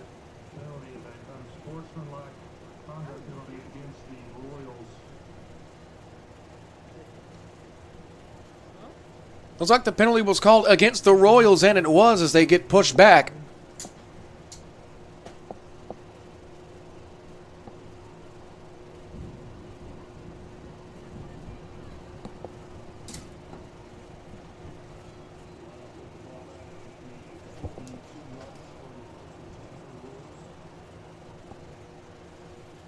After the penalty, 1st and 10 with a minute 14 left. Shotgun snap. They hand it off on the outside to Darden. Darden taking off.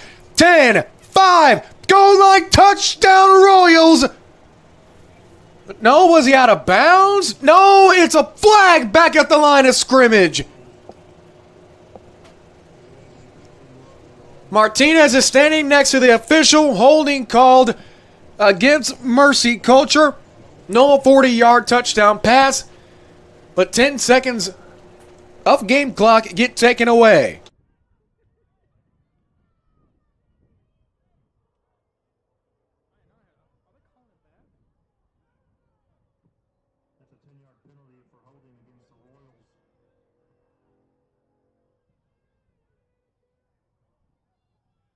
The penalty pushes him back, as now we have a minute 4, and the clock will now roll.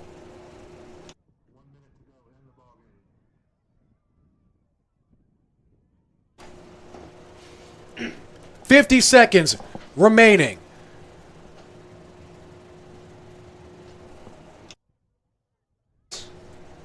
Clock still rolling. 43 seconds. 30 seconds separate the play clock and game clock.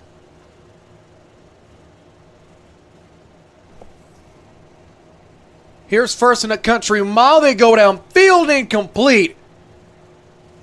Trying to see who the pass was intended for. Getting a number. Looks like that was number 3. That's John Simmons. The freshman wide receiver, the intended target of the Martinez pass. I'll bring up 2nd and 20.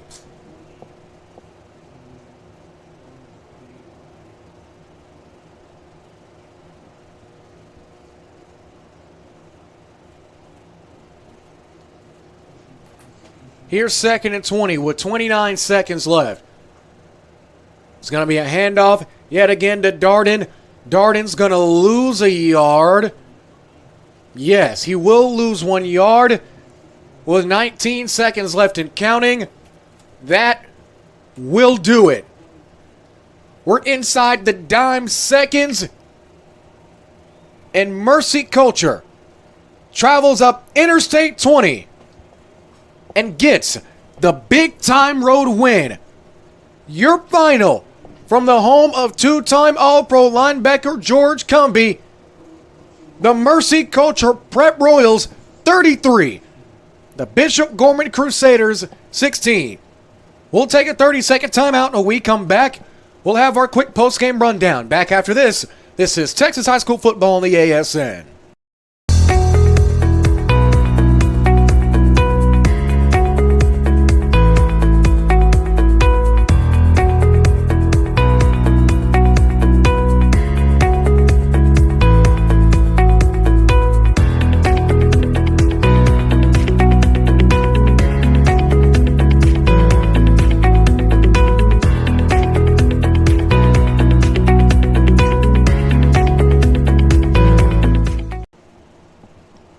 We've hit final here in Tyler, and Hunter Taylor, what has been an absolute barn burner of a game. I don't know about you, but I am thoroughly entertained by tonight's contest.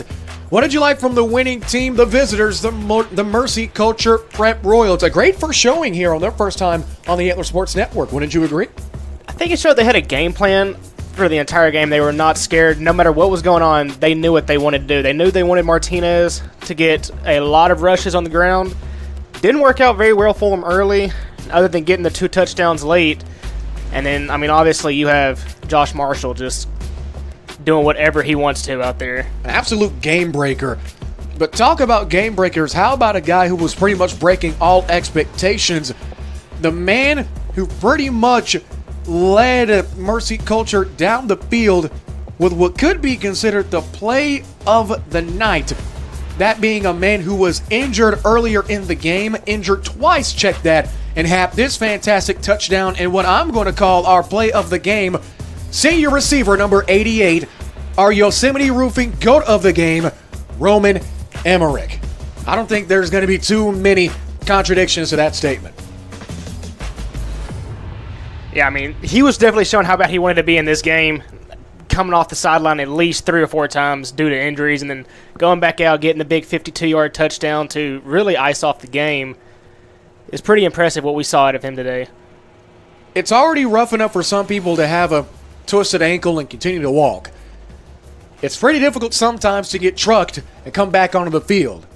It's pretty hard sometimes to have a sprained ankle, come back onto the field after getting trucked, and then possibly have the game-sealing play. So, congratulations to Roman Emmerich and the rest of his Royals teammates out of Mercy Culture Prep.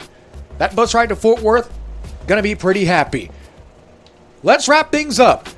For Hunter Taylor, Nathan Kenny, Danny Wimpy, our executive producers Nick Jordan, and Justin Jackson, and the entire Antler Sports Network crew, this is Jarrett Jones saying good night from the Rose City. Once again, our final score, the Mercy Culture Prep Royals 33, the Bishop Gorman Crusaders 16. Until next week, you've been watching a special presentation of Texas High School Football on the Antler Sports Network, ASN2, and ASN Radio.